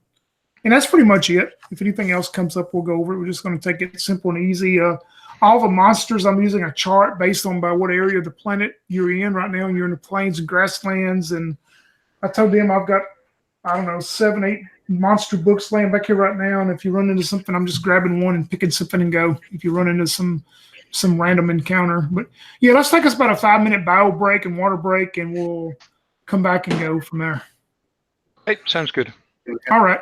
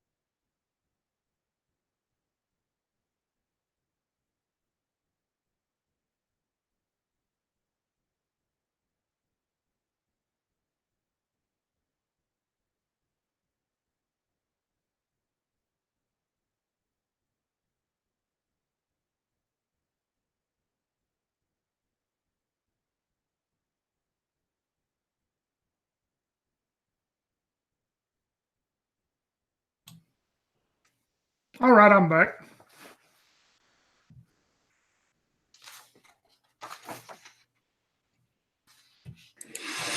I'm here as well. Yeah, man, that cactus plant, it was actually, y'all did a good job because it was an 8 HD monster. Nice. But luckily those, you had a max damage deal, and one of those bird guys had that double damage with the 20, so y'all took it down pretty quick, Eric. Yeah. I didn't get max. I got like 5, which was near. I'm going to show something right quick on camera. All right. I hardly ever get on camera, but this is my favorite dice, my favorite D10, because it actually has a 10 rather than a 0. Oh, wow. So I always love using that one. As long as it rolls a 10 when you need a 10. Yeah. Huh. I don't know if I've got any that actually has a 10. I think all mine, of course, I've got dice everywhere, but these here, I think everything's 0. I actually got this. So when I was in college and I was first getting like back into D&D, because I started in high school, but then like I didn't have many friends and stuff in high school, so that kind of broke up. And that's when I started with, I think it was 3.5. And then in college, I kind of got back into it for a little bit, but I didn't get to play for very long. But they were playing 4th edition. And anyway, someone bought one of the 4th edition starter sets, and they just gave me the dice set that came with it. And it was just like a random batch of dice. And rather than having a D100, it had just this D10. Huh. But it's like my favorite dice because it's like my favorite D10 because it actually has a 10. Yeah, I don't. Like I say, I don't. If I've got some, they're probably somewhere else. But none of the ones I'm looking at right now have the actual 10 wrote on it like that. Yeah, it was like they used to do that a long time ago before they had percentile. You know. I probably got some somewhere, but Yeah. I've got all these weird ones right now. This is a 7-sided. This one here. Huh. But in case I want to use on you, this is a 9-sided. Weird. And then 11-sided. It's all from Dungeon Crawl Classic game. And then a 5-sided. Because a lot of the damage I'll do these weird damages on y'all just to be different, you know. Yeah, like there's this study recently that was done that said that the only like fair dice to use, and fair dice is described by dice where all of the sides are actually equal.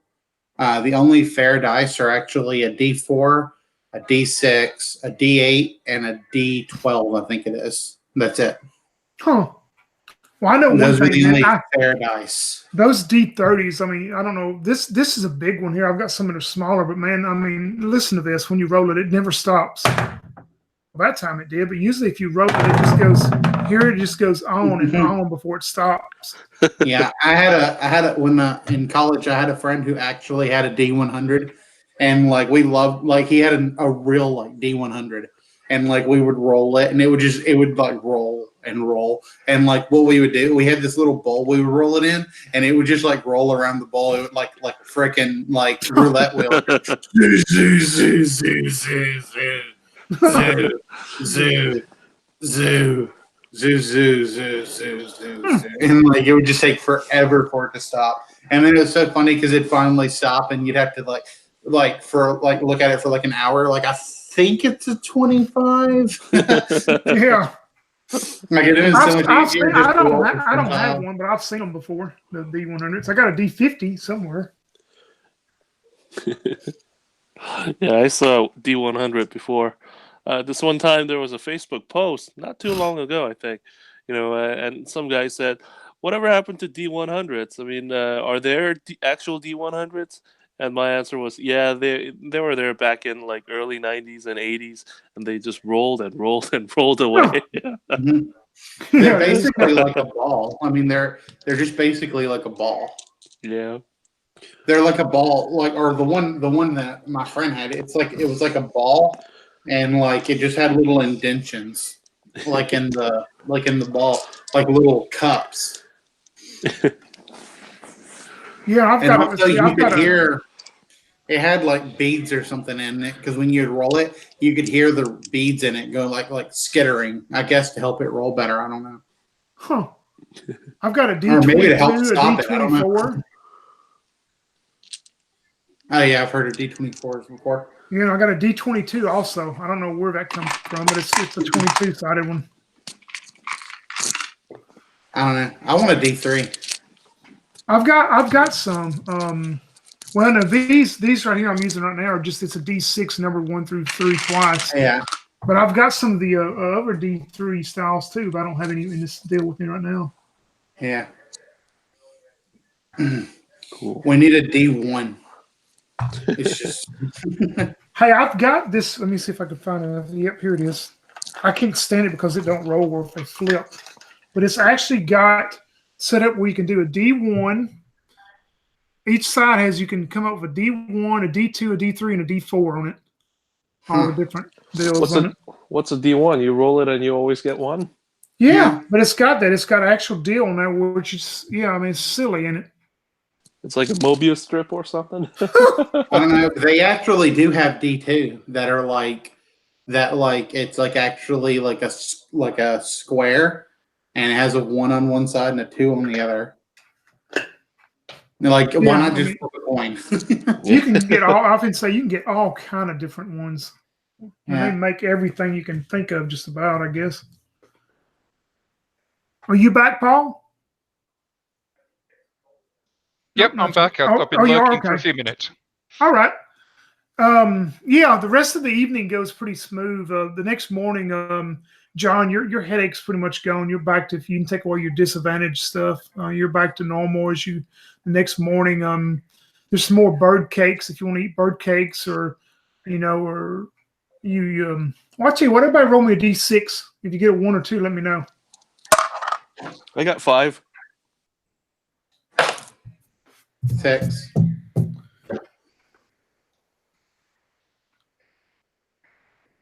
What about our 1. combat? 1. There you go. The combat medic is trained in fishing also. He's able to actually catch a few small fish out into this little oasis somehow, and so y'all can have fish and bird cakes that morning. I actually have survival skill as well. There you go. Yep, you're able to feed most of the survivors and stuff. You notice the Birdman, they pass on the fish for some reason, but they eat their bird cakes.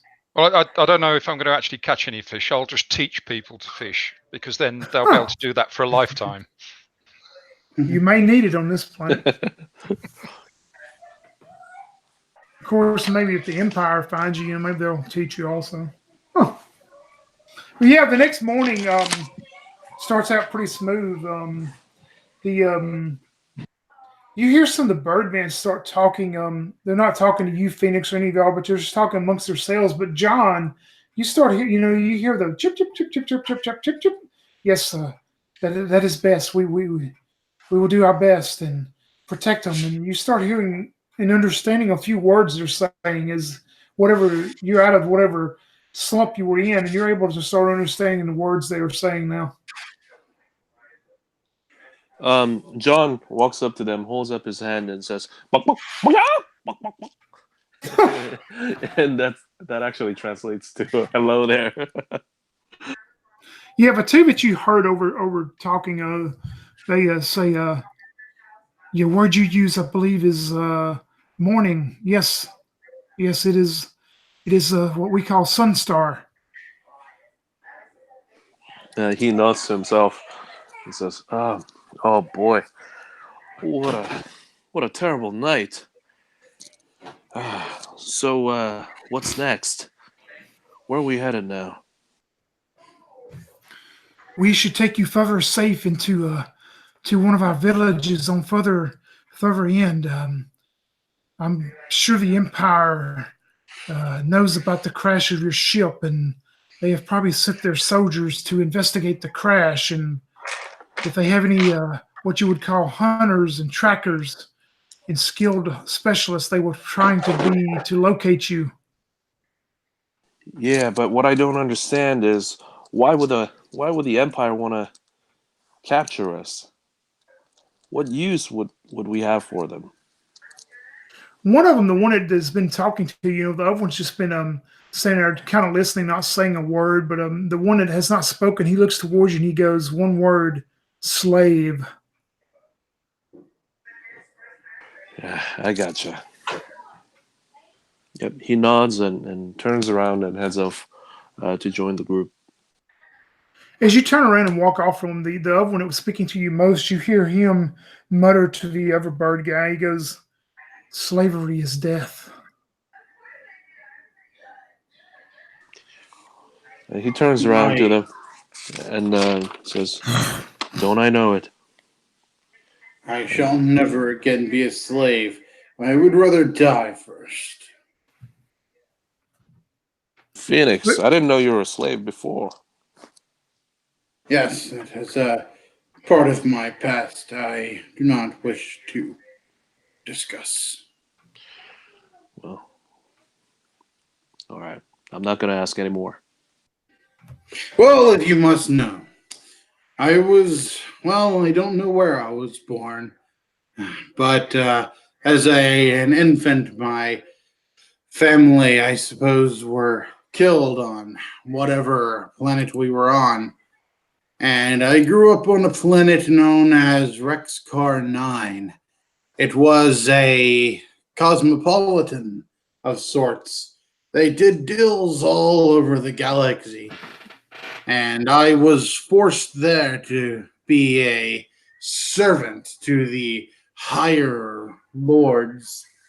But they got what was coming to them, as I suppose one of their business deals went awry and the planet was destroyed. It was then I made my escape, only to be captured by an infamous merchant whose name was Captain Redbeard. From the ashes of that defeat, I rose and became Phoenix Star. I beat the captain up and made my escape onto another planet where I met the street rat here, Silver Rats, who now is my sidekick seeking to redeem himself. But Captain Redbeard lurks ever in the distant, always hoping to make me pay for his humiliating defeat at my hands. But the fists of justice are ever ready to give him another Phoenix punch. By the time that he finishes, John is nowhere to be seen. Huh. Your sidekicks listen, though. Oh boy, Phoenix, that story gets me every time. Well, it's only good from where I was, which was a long, long way away. Well, yeah, the leader that you would know, he's probably not introduced himself to John. You haven't heard the name, but Phoenix, the Orion, he approaches you and he goes, "Yes, we will travel fast today. I hope your people are able to do their best. I will take you to, we call it Riviera, but I believe maybe your translation would be river, stream. We will take you to one of our villages there and try to decide best to get you to more safety. I will send 2 of my riders here back to attempt to cover our tracks as we travel." I thank you for your help, and when we arrive, I shall help you fight this vile empire so that all may live in harmony and justice. Yeah, and you see he nods at you, and then he goes and speaks lowly to two of his troops or whatever. You don't understand what they're saying, but you see them circle around to the kind of the back of the party as y'all maneuver out, and it seems like they're staying quite a distance behind on whatever they're going to be doing. But y'all move out. It's starting to warm up to 75 degrees or so. It's probably mid 70s, maybe up 25, 26 degrees Celsius or so. You continue out through the day, and you go through the small area of hills and the rocky outcroppings. Then you turn back into like an open plains and open grasslands. And you would think you would travel up to, you're not sure about the time and the sun change here, but you would think you would travel about probably high noon or so. The sun is pretty high in the sky as y'all stop for a break and have lunch. As you do, Remy, roll me a d6.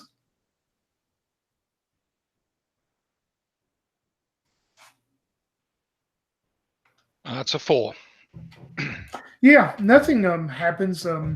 Orion seems to be pretty pleased as he speaks, as you can hear him, Phoenix and John, and we are lucky to not run into any of the creatures that live here. They give us wide berth today. We can thank the open stars for that. Perhaps they were afraid of the Phoenix Star. Can I actually understand what this bird creature's saying? Or No, is- at this point, you don't understand, but you have noticed now that Phoenix, you've noticed in the beginning that Phoenix, after he touched that whatever type of disc that he had, he's able to converse evidently with these bird creatures. And after you've seen John go through the withdrawals of touching and going through his bad headache spell, but you see evidently John can understand them now. John basically does his best to translate for him. Yeah, I might examine the disclosure. I need to be a little bit more sure that I have some medical supplies around just in case there's another headache incident. Oh, you chopped that at first, Paul. Did you say you actually wanted to go try to touch the disc also? No, I'll stay away from it for now. Okay, I got you. But yeah, you're able, John's able to translate, to the best of what he can understand back and forth to you. Okay, that's good enough for me right now.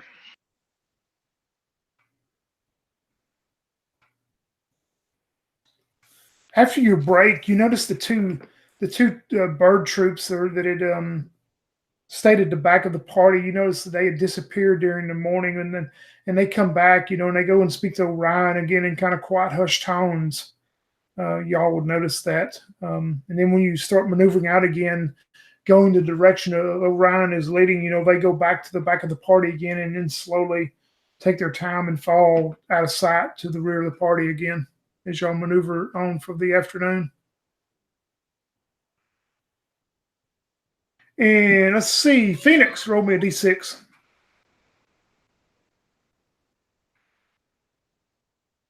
All right. 6. Yeah, I mean it seems to be almost dead quiet as you're moving over. I mean, you've heard Orion speak about dangers and everything, and speak of the Empire and stuff, but everything seems to be pretty smooth. You notice some birds, small birds, flying up in the sky and stuff, but y'all haven't run into anything else at all as the late afternoon gets there. And as you do, all hear the sounds of what appears to be you're still in open plains and grasslands, but you start hearing what appears to be water, rushing water, as you come into this area, and you see this river that's running through. It's not very wide and doesn't appear to be very deep. And Orion says, "This is Riviera. Riviera, we must cross and go to our village. It is not deep. You can walk across." He tells us that we must cross the river. He says it is not very deep. Yeah, it didn't seem like we got much choice over here. I'll go across. Yeah, as y'all progress across the river, John, roll me a d6. Oh boy. Let's see how you look. It's gonna hold out. Oh man, what's going on here? It's I been rolled nice one. knowing you. Bye. I rolled Oh one man. once again. Well, let's see. I'm going to use the basic fantasy field guide to monsters this time. Young, I think you should stop rolling dice tonight. Yeah, why don't you roll for me? Hey, I know who to use when to roll for monster encounters now, at least.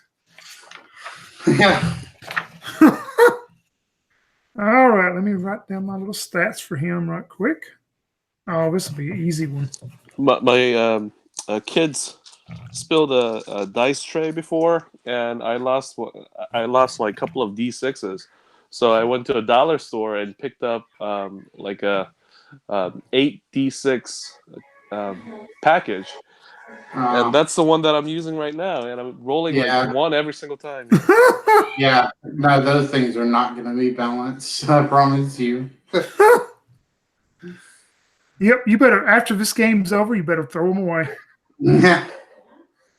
You might want to check to see if they're balanced. Let's see here. All right, perfect. I kind of like this one. This one will be interesting to see what happens. the bird creatures, a couple of them start across, and as they do, you hear them start squawking and screaming, and then you're starting across, John, and the rest of your group, your 17 survivors. And you look into the water, and you see, even though it's not that deep, you see coming out of the water this humanoid shape, and it's bent over. It has this long, flowing, wet hair that cascades down across where you can't see its face. And it's flowing down its shoulders and deep down its back. It's bent over, and it almost appears to be like an old human woman, a very old, aged human woman. And you see it raise its hands, and you see these long claws, and you hear it go, ah!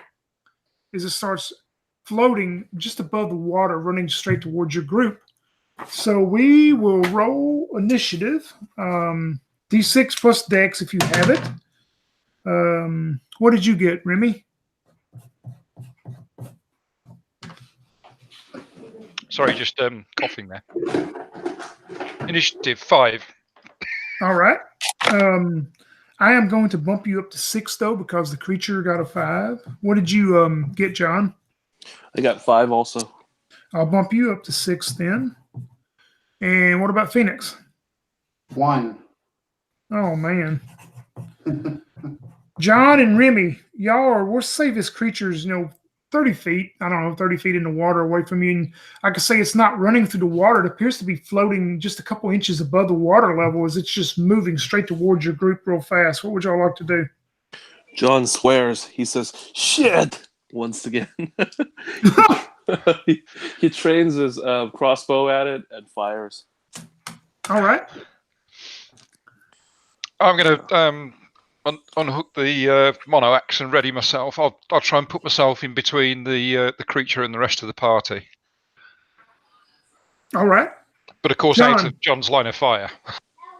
Yep, make your shot, John, and see how good you do. 6. You miss it bad. And also, remember you have 10 bolts, so you keep up with how many you're using, if you will. We're not going to do a usage die. We'll do actual count on it, ammo count on it. So you have 9 now. Because you notice that you probably won't be able to recover that one as it goes into the water somewhere. Anything else that you would like to do, Remy, besides trying to protect some of the party?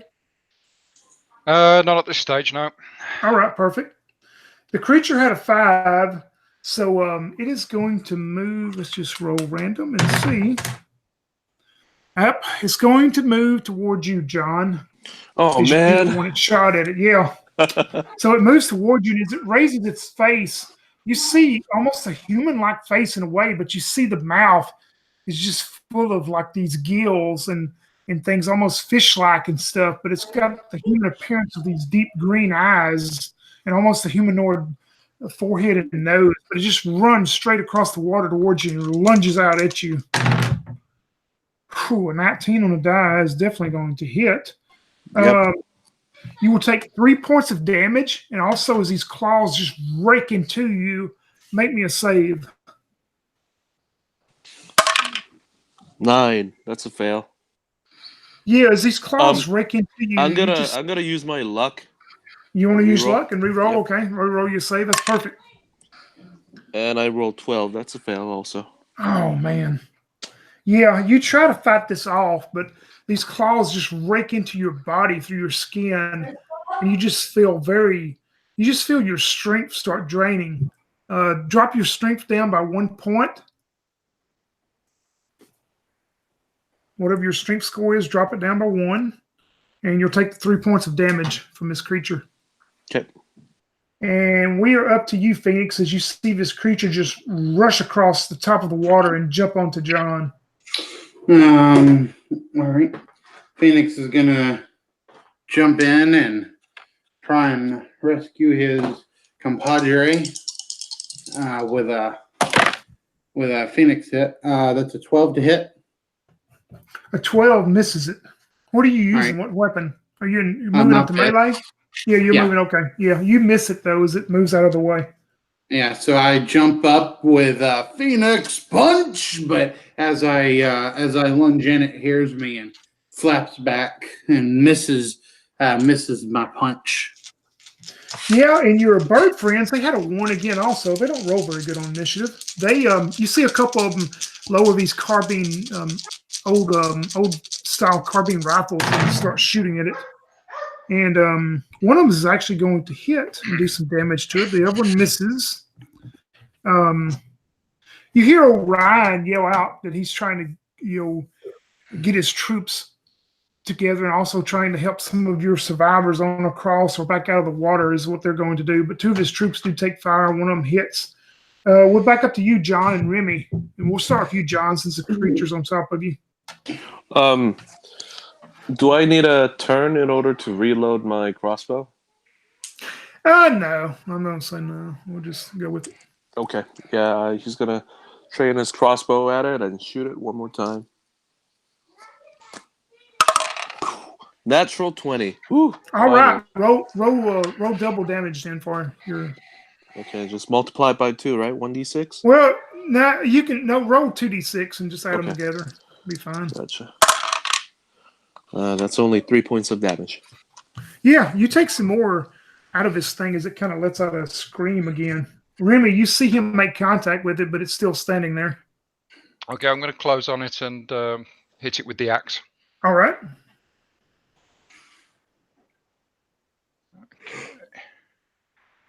It's a 9 to hit, so probably not. Nope, you miss it as it ducks out of your way also. It is up to the good news is I didn't hit John. That's good news. Yeah, if you rolled a 1, that may have been bad for old John. Ah. The creature looks towards both of you as you're sitting there, and it is going to... Dang, John, it's going after you again. It doesn't like you, John. Nothing in this game seems to like John. No, it doesn't. Hey, it rolled a 2, so it misses bad, John. We are down to you, Phoenix. All right. Phoenix is again going to go after that. Going to try and hit it with his fist. And I roll a nat 1. Well, I'm not using the container anymore. Oh, wow. Roll me a D3 or D6. Roll me a D6 and I'll split it. All right. 5. Yeah, you were able to you almost hit your companions there, but you're able to get your fist completely from almost hitting John or Remy. Okay. The 2 bird soldiers will shoot again at it. Let's see what they can do. Oh wow, one of them misses horribly, and the other one actually makes contact. Not very much damage, but another one makes contact, does a little damage to it. So we're back up to John and Remy. What would y'all like to do? I'm going to try and hit it again. All right.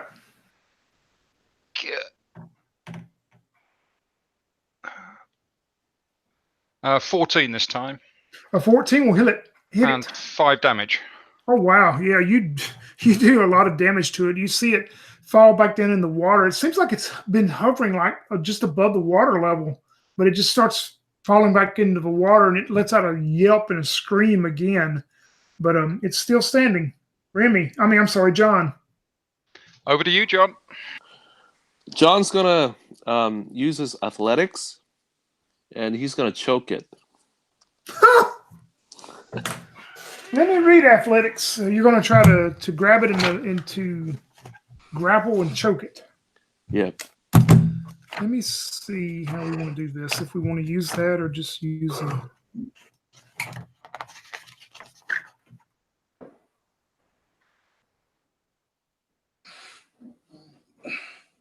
Yeah, I'll tell you what. We'll use athletics for you to try to grab it and choke it. Let's try your athletic skill.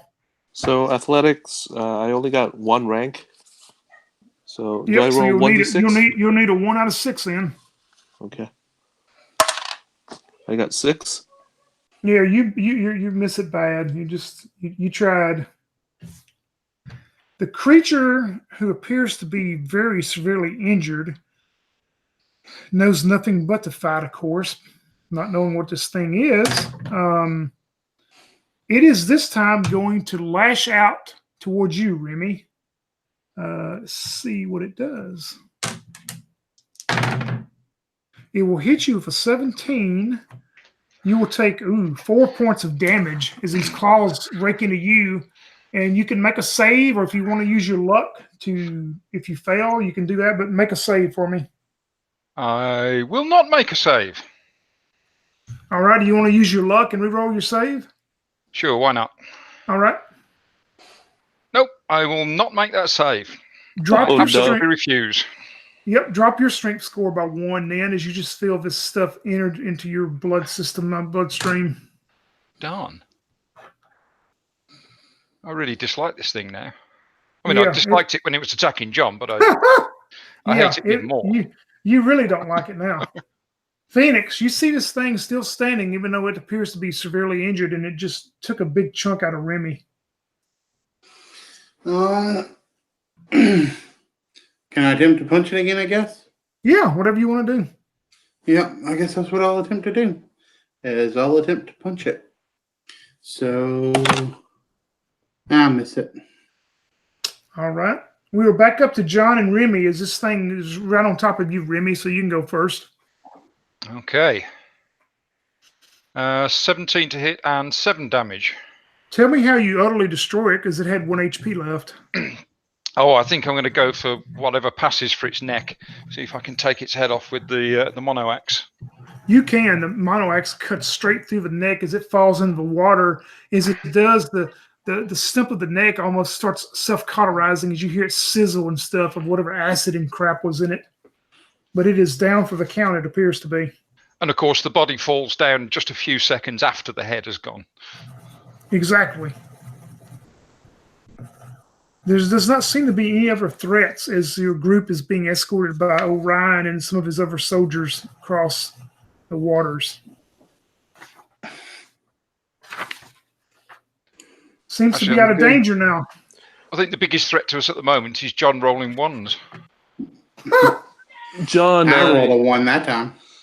John, completely drenched in water, weakly rises and says, "All right, guys, I'm gonna fall back and walk behind you guys." How much damage did you take? How well are you? I only took 3 points of damage. Oh, that's not too bad. And also remember, y'all can stop after battle and kind of heal your own stuff for 1 HP back. Everybody that took damage can get 1 HP back as you kind of bind your own wounds after the battle. Okay, I don't want to make too much use out of the med kit if we can help it. I'm at about half. I'll manage for the moment as well. We'll see how we go. The strength loss right now it won't be permanent, but it's still ongoing right now. So, just make a notation if that affected your strength as far as any penalties. But it's still ongoing right now as y'all feeling pretty weakened from whatever got into your bloodstream. Okay, but it's not continuing, as in it's not knocking the strength down even further. Oh no, it won't continue. It just knocked it down to 1 point, but it's still affecting you for right now. Okay. That creature was pretty slick. It was able to evade my fist of justice.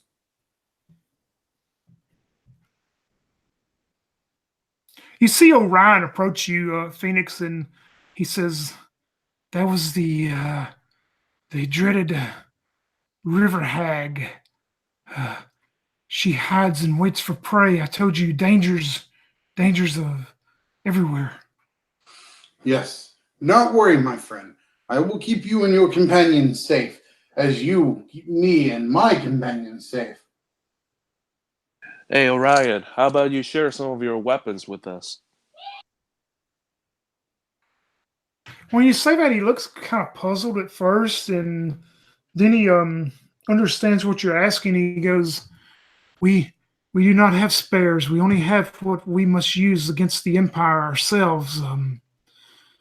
There are resources maybe to make your own, but we have nothing to share at this moment. That's too unfortunate. All right, then. 1 second, let me see. All right, so I can use, let me see, I want to see something. All right, go ahead. I'll look while. Yeah, I mean, you're able to get everybody out of the water on the other side of the river and continue. You take time to bandage your wounds up enough to get the HP recovery back and whatever you want to do.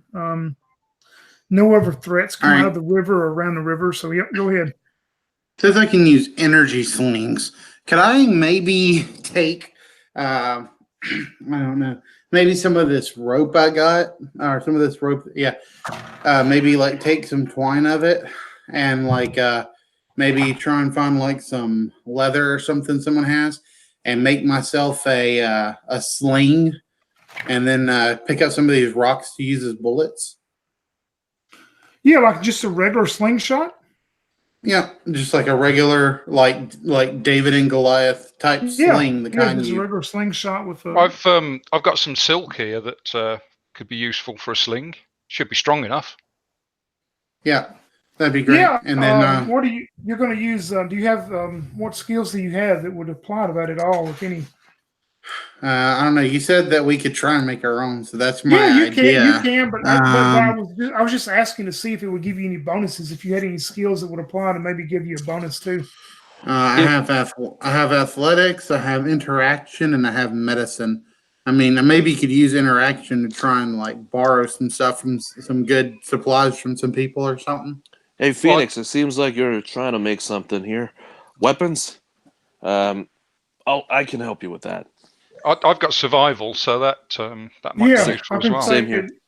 Yeah, they both have survival, so all of y'all can sit down and come up with something. Roll me a d6, Crystal, and just don't get a 1.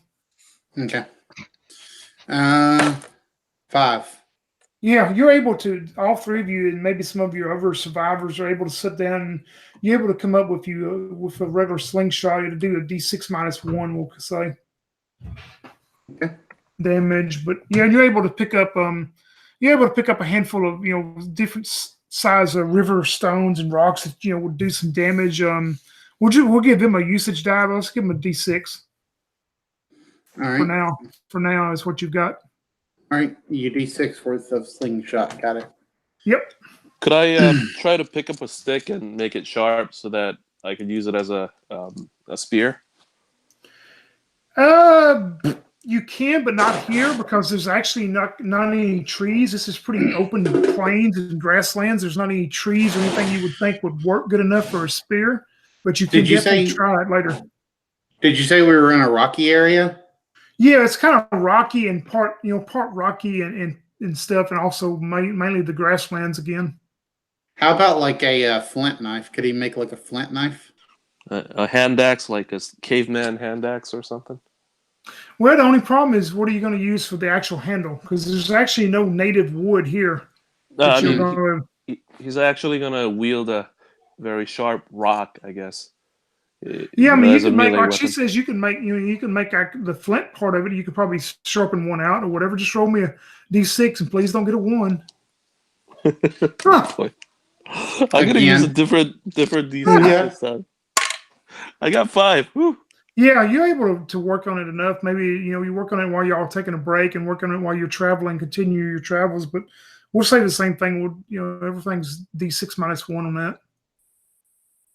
If you ever manage to get a handle, then it'll actually do a d6. Yeah, you could actually make like a hand axe later if you want. If you run across some wood, so just remember that.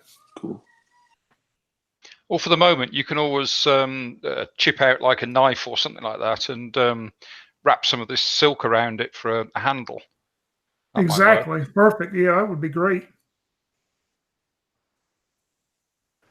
Anything else anybody wants to do as y'all are maneuvering on, or what you would think would be one of the bird villages? Nope. Makes me want to run that caveman game I was thinking of running though. Yep, y'all will travel then for probably another 20, 30 minutes or whatever. And you hear Orion go, we are coming into one of our villages. Do not be alarmed if there will be women and children here also. Do not be alarmed if they are scared or shy around you. To you will be aliens. Yes, well, perhaps we could use another communicator. Say there, Remington, would you like to touch that disc and see if you can learn to speak the language as well? Sorry, who? Me? Yes. Well, I was hoping to give it a pass, but I'll give it a try. I wanted to understand how it works first, but let's give it a shot. Yeah, as y'all discuss that, you go up to what you would know as the leader of these bird folk. His name is, he's introduced himself towards, you keep hearing John and Phoenix call him Orion. But he holds the disc out and he says, "You must touch this." He tells, for you to translate to him. He says that you must touch the disc. I'll reach out and put my hand on it. Yeah, as you reach out and touch it, make me a saving throw.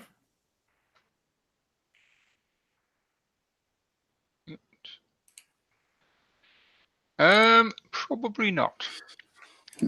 Not on a 6. Nope. You touch it and you start getting this pain, like a headache and stuff, much like you would have seen John have the night before, the evening before. But you also see these visions. You see all these bird folks as they're riding and pulling like these carts full of vegetables and different things are going along. Appears to be some type of path where it's kind of open grasslands, but you see an area of a medium-sized, 20 or 30-foot tall, short, stubby trees as they're moving along and they're talking. You hear the chitter-chatter of the bird talk, and then you start hearing them laughing and stuff, discussing among themselves. It seems like they're telling jokes about other different bird creatures and stuff. But it's just too much as you start kind of understanding their language and stuff, and your head starts pounding and stuff. So if there's anything you do the next little bit, you'll have to do it at disadvantage, Joe. Okay. Yeah, that hurt.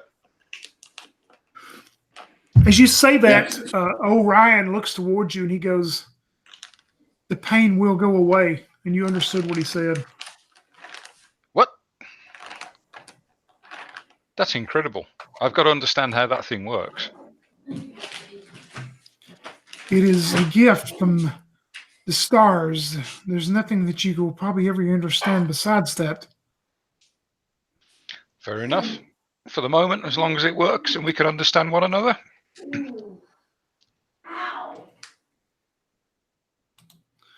Yeah, and you make your way probably another 5 minutes or so, and you start coming into what appears to be along the edge of the river. There's pretty high grasses and reeds and stuff, but as you come out into an opening, you start coming across a trail where the horses have went before and stuff, and you start seeing the little huts made out of different straw, different things, maybe in things, but you see the hut there, and you come in, and Orion says, "This is Asharaka. It is a village of ours.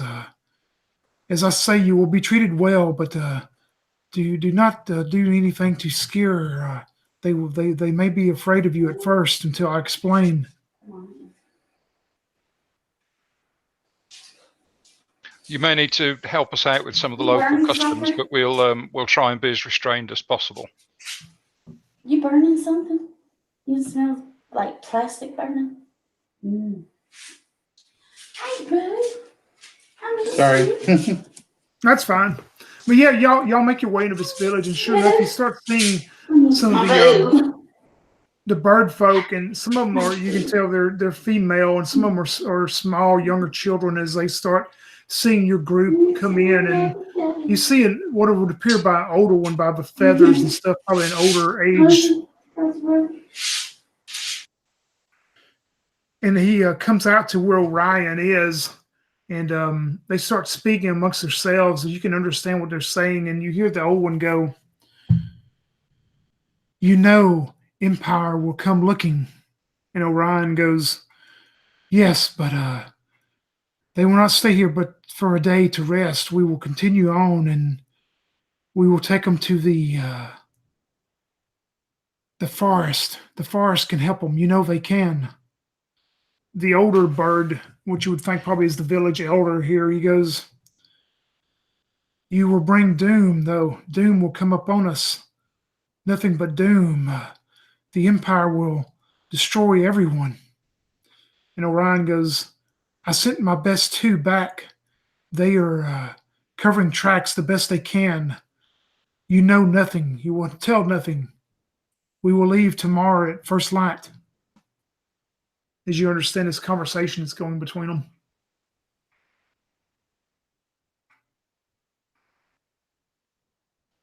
Okay.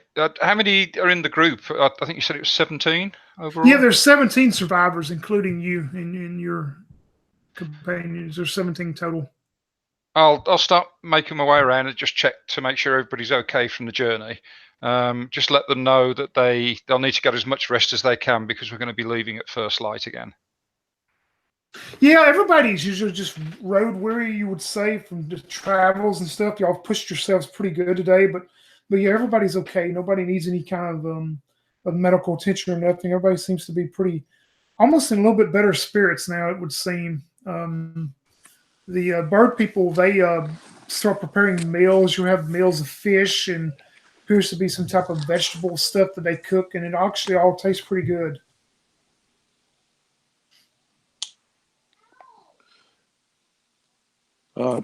John says, "Hey, do they have any?" Oh, just a second, Crystal. Go ahead, John. Yeah, he says, we really appreciate what you folks are doing for us here. It seems like Ryan over there is risking his neck out for us." Yeah, and the elder that you understood talking to Orion, he looks at you, John, as you say that, and he goes, "Orion, he is War Master." Well, on behalf of our folks, I just want to say thanks. Without your help, I don't think we could have lasted out there. The Empire will find you, though. I bid you well, though. Well, tell us a little bit more about the Empire. What sort of weapons do they wield? The village elder looks towards you, John, and he goes, "The Empire is, they are terrible. They make slaves of the people here on the planet. They force labor. They labor until death. Then they dump the bodies in pits and burn them. The Empire is, maybe a word you understand is evil. They will destroy everything and everyone who stands in their way. They have all type of weapons. They have weapons such as we have, primitive hand weapons. They also use," and he points at a couple of the bird soldier troops that are carrying those carbine rifles. Those are Empire weapons that we have taken from them in battles. I do not know how advanced and different areas they are, but they have all types of things. They are the Empire. Are they building something? Is that the reason why they use so many slaves?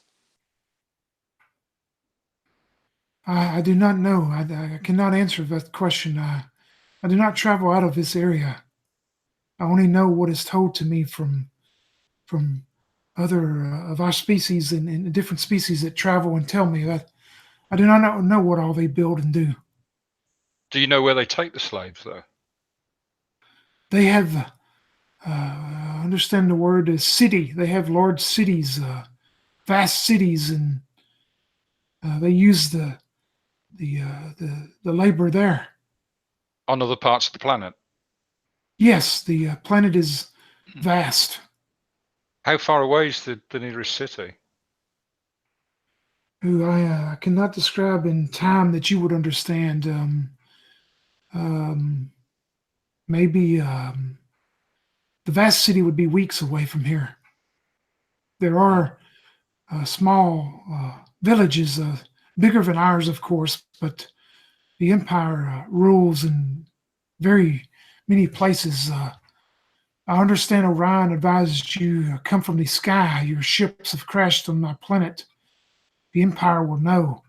They will hunt you and they will find you.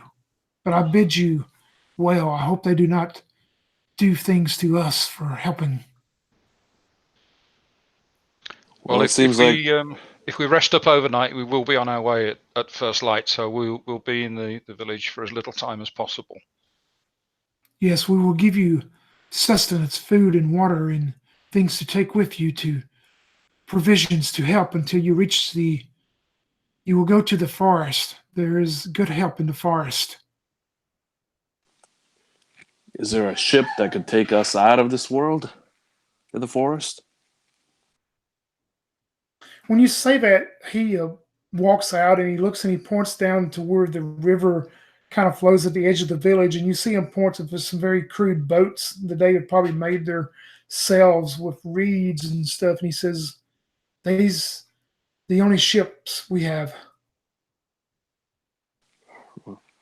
I understand.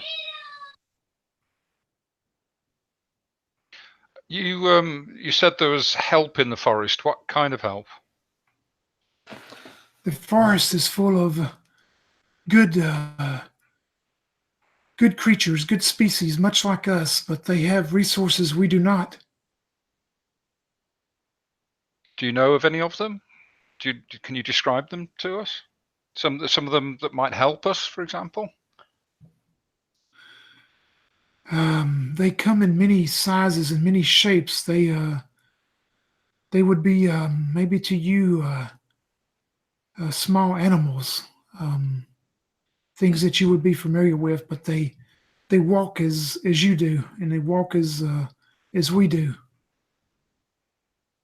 And do you know, is there any way that we should greet them to let them know that we're friendly and that we need their help? Yes, Orion will escort you there. Orion will be your translator to advise them that you mean no harm. Okay, good. Thank you. And Crystal, how did you want to interact with any of them if you did? I mean, I'll just generally, chit chat with them, just try and get along. I don't really have anything specific to ask or anything at the moment. I've kind of already asked my questions, I think. All right. Yeah, if nothing else, the night, they do post guards that some of the you see some of the local villagers, but they're armed with just very crude like pitchforks and different things of almost those halberd looking deals. They have their own halberds made out of these very thick reeds and stuff with like a sharpened stone blade, much like John made on them. But they set up a perimeter around the camp, and you have a wonderful meal, a wonderful rest. And anybody that's down any HP as the morning rises, you can gain 1 more HP back as the next morning if you do from your rest.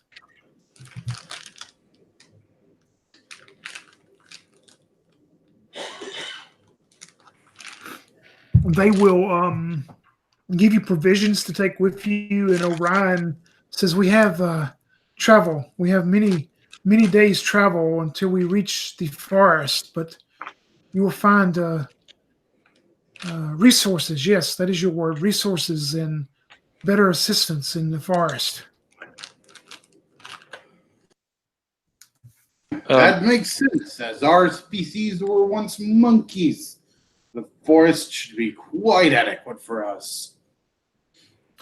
When you say the word monkey, Orion starts squawking real loud and saying stuff you don't understand, and he goes, Empire. Empire is bad.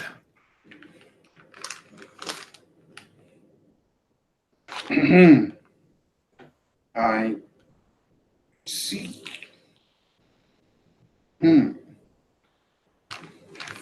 The rest of you would have caught on to that too if you were staying around that group of people discussing. You would have definitely all seen the obvious distress of Orion when the word monkey was mentioned.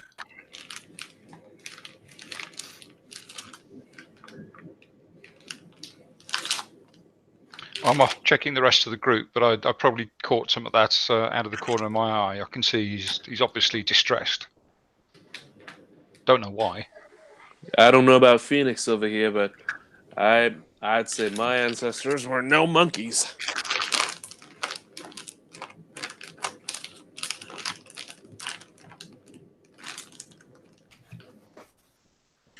Anything Wow. special anybody would want to do that morning as you prepare to head out for what appears to be, he used the word days, several days journey. Do we still have -1 to our strength? Roll me a save first, both of y'all that have that.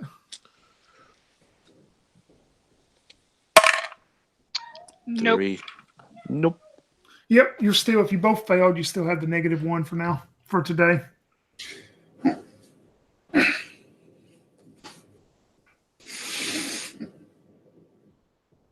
By the flames of justice, let us be on our way.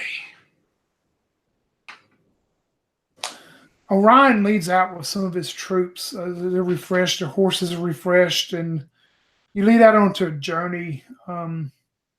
You travel. The first day goes pretty uneventful. As you travel, he tries to stay as most as he can. There's some trails and a very crude, rudimentary road that you travel along and stay with the river for the first day. You make camp that night. The night goes by uneventful. The second day you start out, and let's see. It starts out again about the temperatures have been pretty much moderate like this again. It seems it's about 15 degrees Celsius or so. It's pretty cool. There's a steady wind blowing again this morning as you encountered earlier the first day that you were here, but it's not too bad. I mean, it's pretty decent weather as you move along the second day. And anything special anybody would want to do? You're still traveling across grasslands. You've started to move away from the river and moved out into plains and grasslands is the route you seem to be taking. John has put on his heavy clothing, so he gains 1 AC. Yep, with the heavy clothing, yep, he sure does. Now it's AC 12, I believe. Yeah, and it's not too uncomfortable. I mean, it's not cold enough really for it, but it's not too hot to be uncomfortable in it either right now. So you're okay.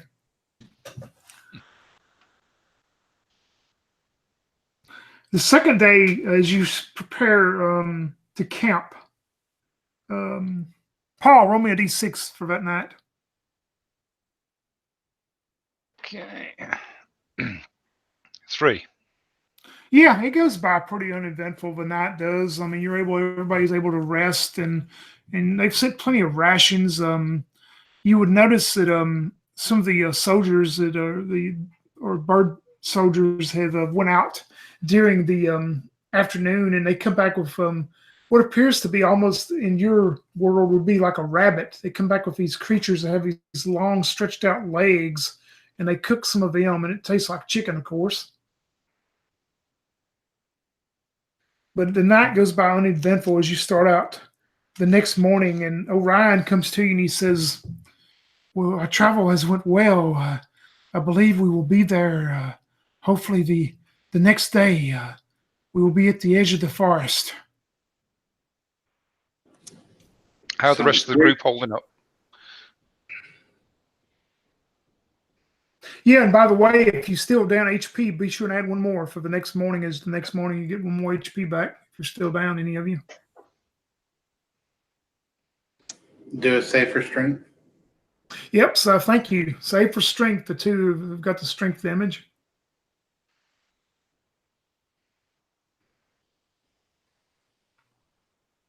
Nope, still no luck there. All right. Oh, what was that? Save for your strength damage, yep. Gotcha. Hold on. Oh, man. 1. Wow, both of y'all then, okay. Wow, these poisons seem to be quite strenuous and elongated. I rolled natural 1 for the save. So Man, hopefully. We're going to have to get you a whole new set of dice. But yeah, the day goes by. You start noticing some of the grass in the plains land. They're not tall grasses anymore. It's petering out to very thin grasses, and you start seeing, as the weather changes a little bit cooler, you're glad you have this heavy clothing now, but the weather seems to get a little cooler in the afternoon, and Orion says, next day we should arrive at forest. Next day we have one more night. Maybe no creature will come. And as y'all camp down for the night, Crystal, roll me a d6. Okay.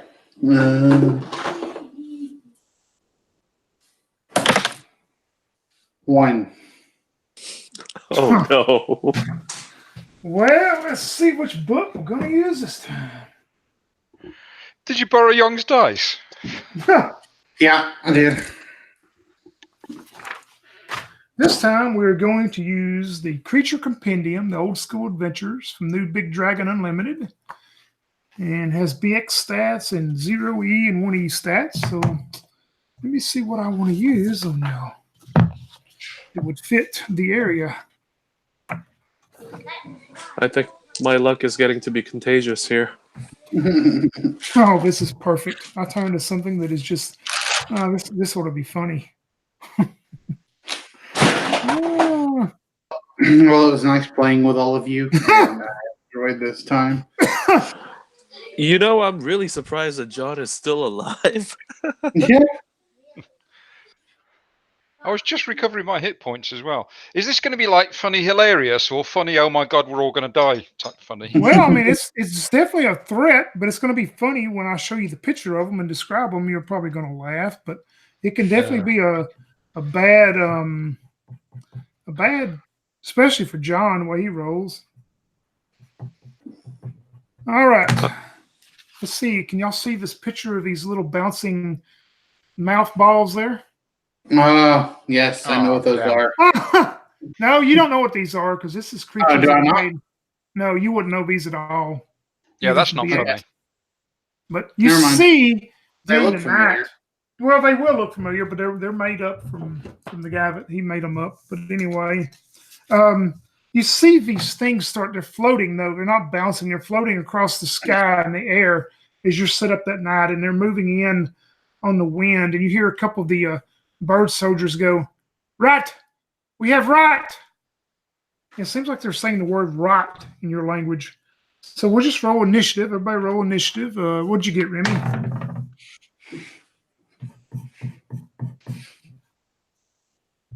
Just a 2 for me. Remy on a 2. What about John? I got 5. John on a 5. What about you, Phoenix? Also a 5. I tell you what, these bird guys are horrible. They rolled another 1. They're not, I mean, they help y'all, but man, they're not very fast at it, are they? The flying balls, or whatever they are, Let the dumb monkeys go first. Yeah. The the flying balls had a 6. So they come floating. I mean, there's just like a whole group of them. I mean, it's like a flock of them as they come moving across. And a flock comes towards each of you. So we will start with you, John. Homo. Nat 20. John, you take 4 points of damage. He screams. He screams. He goes. They fly into you. And you see they have like almost mouths with these sharp teeth as they just all bite into you. And then I need you to make me a save on top of that.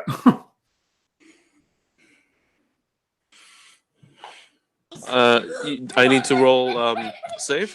Yep, roll me a saving throw.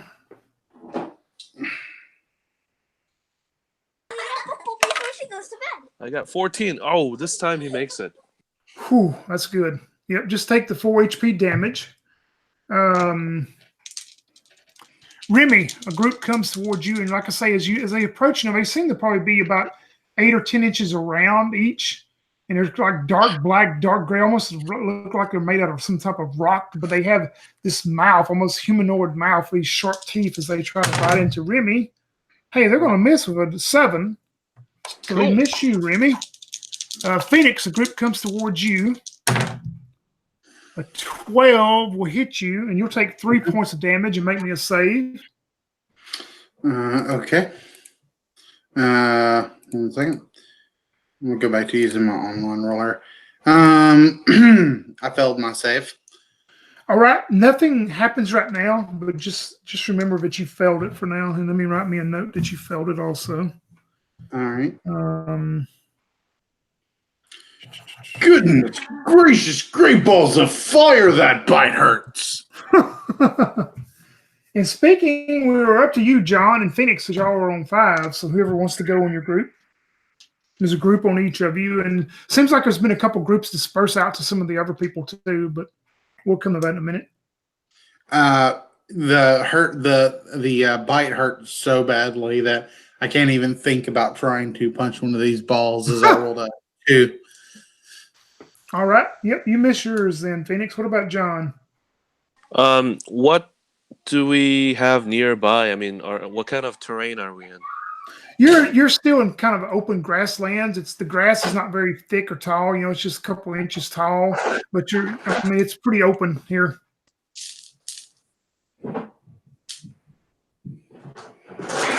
Yeah, I guess he doesn't have much choice but to just fight back. How many of these things are on him? Yeah, we're going to use them as a group. I mean, when you attack them, you're just going to attack the whole group of them. And in the group, there's probably 6 or 7 in a group of them. But you're gonna strike all of them as a group. Okay. Yeah, he's gonna roll on the ground, pick up his so far not very trustworthy crossbow, and aim and fire.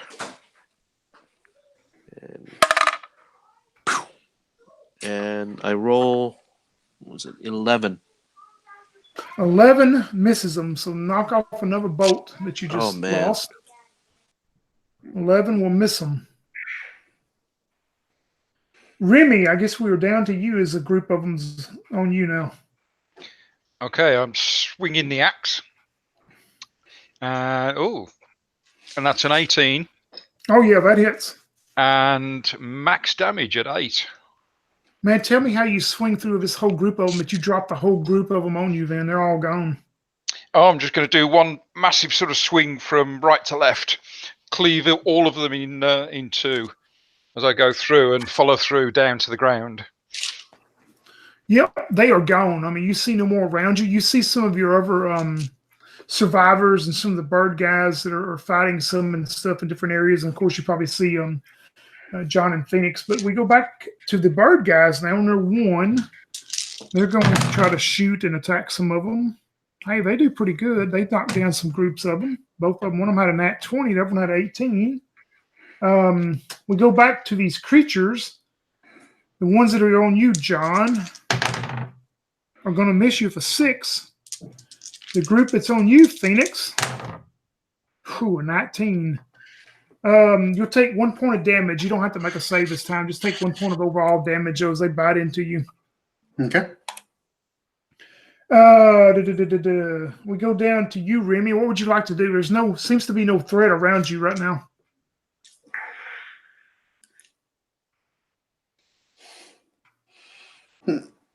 Sorry, just dealing with the dog thing. Okay, the other members of the group have been attacked at the moment, aren't they? Yep, you can go and assist. Other than assist. John and Phoenix. Yeah, there's like several groups of these. You can go and assist somebody. Yep, I'll move over and see if I can defend some of the other members of the group. Yep, you can do that, and you don't even have to roll. You can help take out some. We'll say that's no problem at all as you're helping other group members. The bird guys, one of them did horrible for natural 1. The other group did good. They knock out some more. So we were back to these creatures again. The group on you, John, are going to hit you with a 14. Oh, no. I never got to go.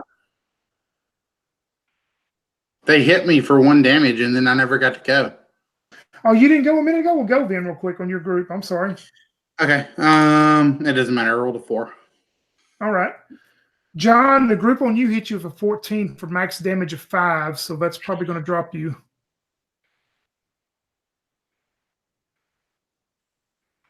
Yeah, he's at -3 right now. Oh, gosh. Make me a saving throw at -3. He's going to go, ah! And I roll 4, so that's 1. You are unconscious right now, completely unconscious. Phoenix, we'll back up to you again, though, since you missed your other one. We'll back up to the new deal. So, Phoenix, you get another attack on your group. Oh, 14. Yeah, 14 will hit. All right, he bumped one of these things like a soccer ball and deals 4 damage to it. You take out your group, however you want to describe it. Your group of ones on you. So he says Phoenix kick, and he does like a twirling kick and pops all of them off into the distance. All right, Remy, we are up to you. But first, roll me a d6, Remy. That'll be a 1. That's what you needed. You needed a 1 this time. That's good. You are close enough, and even though it's nighttime, there's still like a natural light from the sky and stuff that's giving dim light in the area. You see the group that was on John. I'm sorry, on John. You see that group, and you see John let out a few gasps as he falls to the ground. You're within running distance to get to him if you wanted to. I will scream out his name, John, and run over, see what I can do to help. You had the med kit, right? Yeah, I've still got the med kit. Yep, you should be able to use the med kit on him then if you want to. Are there any of these things on him or around him? Oh yeah, there's a group around him. They may attack you in a moment, but there's a group around them, but they're just kind of hovering in the air since they've seen him fall. John is convulsing and gurgling in the ground. Okay, Exactly. So I need to make a medicine roll for the medkit, don't I? If that's what you want to do, now if you can attack the group of things that is around John, or you can try to help John. That's your choice, of course. I better clear these things out of the way first. All right. 13 and 4 damage. Yeah, you take the group out. You need a 13 to hit them, and 4 will take out that group too. Then. I think I've got the wrong character class. I'm emphasizing the combat part of combat medic. Huh. The Birdmen are going to attack some groups. Oh man, this one guy rolls a bunch of 20s. They hit a nat 20 on some more. They take out some more. The other one hits. We are back up to the creatures. There's none that is pressing in on y'all. Y'all hear some more of the Birdmen and villagers that are engaged with some. John, you're still unconscious as you would not know that, but Remy run up to you and he's trying to get those creatures off of your decision you made. You're unconscious. I need you to make me a saving throw. No positive or negative, just straight save. 16. He makes it. Tell me how you come back with 1 HP then, as you actually saved instead of died. As he convulses and gurgles on the ground, he all of a sudden goes. He coughs up some blood and grabs a stone and is able to pull himself up. He doesn't stand up, but he sits upright and he pants. Whew, man, that was close. Yep, you're back at 1 HP, John. Remy, you see him come back to conscious there. We're pretty much out of combat as far as y'all are concerned. Remy, you see John kind of come back to conscious, but you can tell he's in very bad shape. Okay, he's going to need the med kit, isn't he? I would, definitely think so. I will make a medicine roll. And I did make a medicine roll. Oh, no. How about that? No, I did. Oh, yeah, I'm sorry. I thought you said you did not. Yep, great, man. How many HP is he going to get back? I'm just trying to look it up again. I think it's should be D6 plus 1. D6 plus 1. Well, actually plus 3 because you made the medicine roll. Yeah, D6 plus 3. That's right. Thank you, Crystal. And I think I actually get an extra. Well, I get to add in my level as well if I'm a combat medic. Oh yeah, you should get him back to probably full then, hopefully. So that will be what am I at? Plus 4. Yep. Yeah. So that's 9. Oh yeah, you get him back up. John, you were back up feeling good, man. Yeah, he thought he died, but then he realizes that the bites from these balls were actually, merely flesh wounds. He sits upright and says, "Man, who knew those balls could bite?" Just make sure you stay within shouting distance of somebody. I've just given you some of the good stuff, and I'm afraid you might wander off if we leave you alone. You nearly died by taking balls to the face. Well, thanks a lot, Remy. Roll a usage dice for the med kit as well. Yep, roll your usage die for the med kit, D6. Okay. Don't get a 1 or 2. What, you mean like the one that I just got? Yeah, like the one you just got. So now note down, whoever's keeping up with the med kit, note down the usage die is a D4 on the med kit now. Should be the combat medic. Yep. Sorry, guys. Well, there's only so much good stuff, so, you know. Yep, this is a story about survival and resource management. So, Are all the testicles gone now? yeah, actually, the rest of the group disperses, and you see the rest of these, whatever they were, fly off. But I need everybody to roll me a D6. Let me know what you get. And also, just to remind you, I didn't make my save a while ago. So. Yep, I was looking at that note right there. I got wrote down. I made a 1. A 1 for you. 6 for me.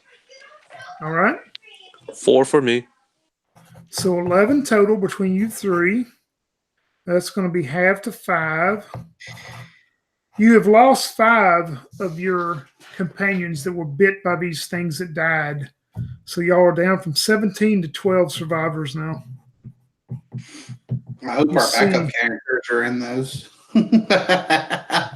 What, the dead or the survivors? The survivors. I hope our backup companions are part of the survivors. Yeah, but after you assess the situation, even though Remy, you can try to help them. Whatever bit these things that bit into them did something that's probably very poisonous or something that it took a major effect on their system, and you all have lost 5 survivors, so you're down to 12 survivors now. Okay. Well, I'll do what I can for people. I'm not going to use the med kit unless I absolutely have to, though. Oh yeah, you would know it do no good at all on them. I mean, most of the bird guys, they all made it. Orion comes to you and he goes, they are bad. They float across at night across the plains, and as you see, they do terrible things to people. Well, they bit me, and I feel fine. You're one of the lucky ones, then. We lost how many? Your system. Prepare your system. You will go into some word you may use is shock, but you will feel the effects sooner or later. You are tough, more than the 5 that unfortunately are not. Yes, this is all due to Redbeard. But I swear by the flame of the phoenix, he shall meet his maker. Wait, Phoenix, did you just say Redbeard? Yes. The mercenary captain? Yes. I know that my bastard. Arch nemesis. He destroyed my home planet. Fiend! I have no doubt that what you say is true. God damn it. Only if we could finally meet with him. I am sure he is coordinating with the empire of this planet, and he shall come for me. He cannot stand the humiliation I caused him all those years ago, when I punched him straight in the mouth and made my escape. What are the chances that this mercenary captain, Redbeard, is beyond both of our plights? Do not know. Perhaps the galaxy has brought us together. The flame of the phoenix stretches to all. Well, it seems like we're in the same boat together. So let's see where this leads. And Silver Rats will come up to you and say, "Hey, buddy, don't even think about trying to take the apprentice position. I'm the only sidekick here." All right, buddy, don't get your panties in a bunch. And he taps it on the shoulder and walks away. The rest of the night, thankfully, goes very uneventful as you try to get some rest. Phoenix, you have a kind of restless night, maybe some dreams or something, but you don't rest as well as we come to the next morning. And anybody down HP can recover 1, of course. We'll allow that. Those that had the strength damage, those that still have that, roll your save for that.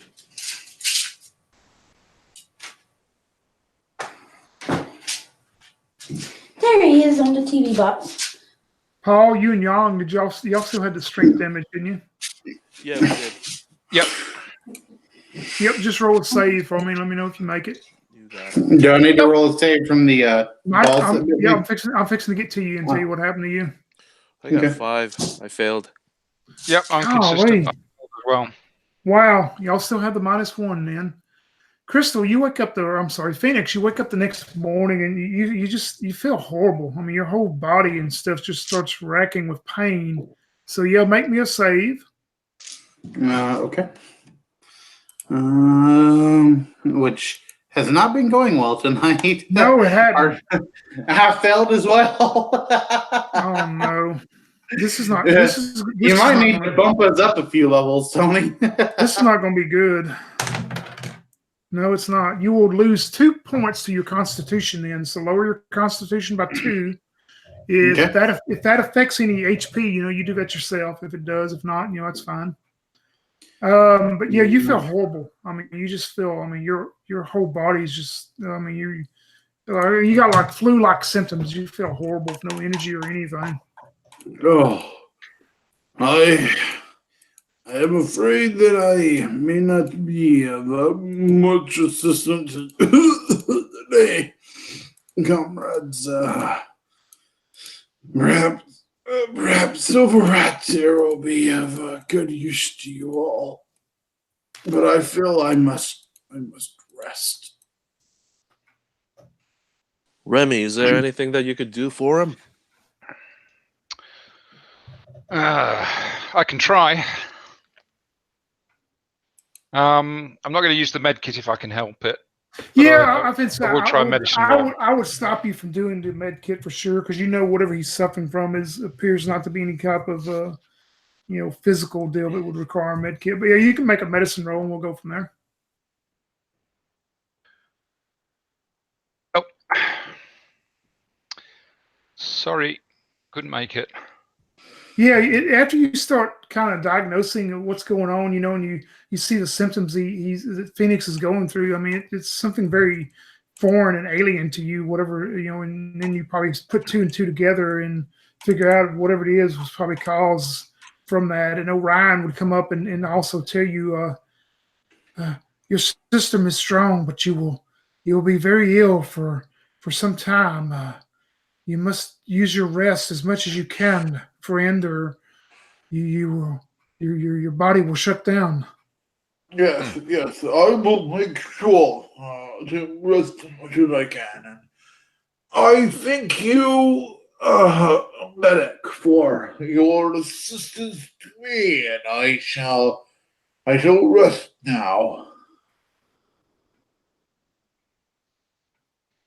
Yeah, and after y'all have your breakfast and get everybody, survivors, and bury the bodies of the 5 deceased, and head out, Orion tells you that probably maybe midday or 3/4 of the way through the day, you should arrive at what he keeps calling the forest. But as you do, that's where we're going to end this session. So if y'all would like to describe as your travels that day, it goes pretty uneventful, and right before you get to the forest, if you want to describe anything you would do that day, you're more than free to do that. We'll start with you, Remy. As always, I'm going to go around the group and check to make sure everybody's all right after the long walk, with particular attention to Phoenix, because he's really not looking so good at the moment. John, I think, has come out of things all right for now, or at least I've been able to help him back to his normal self. But yeah, I'm just making sure that the group is okay and that everybody's still in at least reasonably good spirits, despite the fact they've lost 5 of their members. Yep, and that will make a total of 8 now that have died since they have landed on this planet known as Empire. But you're able to do that. and continue on. John, anything you'd like to do as it travels during the day? John's gonna do his best to find a suitable staff or stick that he could affix that little stone blade of his. Yep, still no luck because you actually have not made it to any forested area yet, so no luck with that yet. Okay. Yep, that's it. What about our Phoenix, who's not feeling too well? I shall take the day to rest up as best I can, and I shall be on better duty next time. Alright, name is not Phoenix Star, protector of the holy flame of justice. All right. We will close out as they come to what you would think is going to be close as the terrain starts changing and you hear Orion go, "We will be there soon. Prepare, we will be there soon." As you get closer to what is known as the forest, we go back for just a moment on the day that you crashed at the crash location of the two escape vessels. Several hours after you have left with the bird men, we scan out across that area and you see dirt kind of coming up and dust coming up as you see some riders approach on horses, a whole group of them. As they get there, you hear one of them go, "They will be the slaves of the Empire. Call in the sneaker. We must find them, track them, kill any resistance. Where did they come from? We will find out. Burn the wreckage. Nothing will be left for the Empire." That is where we end session 1, is these unknown creatures have approached the crash location. What do they look like? What do they do? What are they going to do? We will find out maybe in session 2.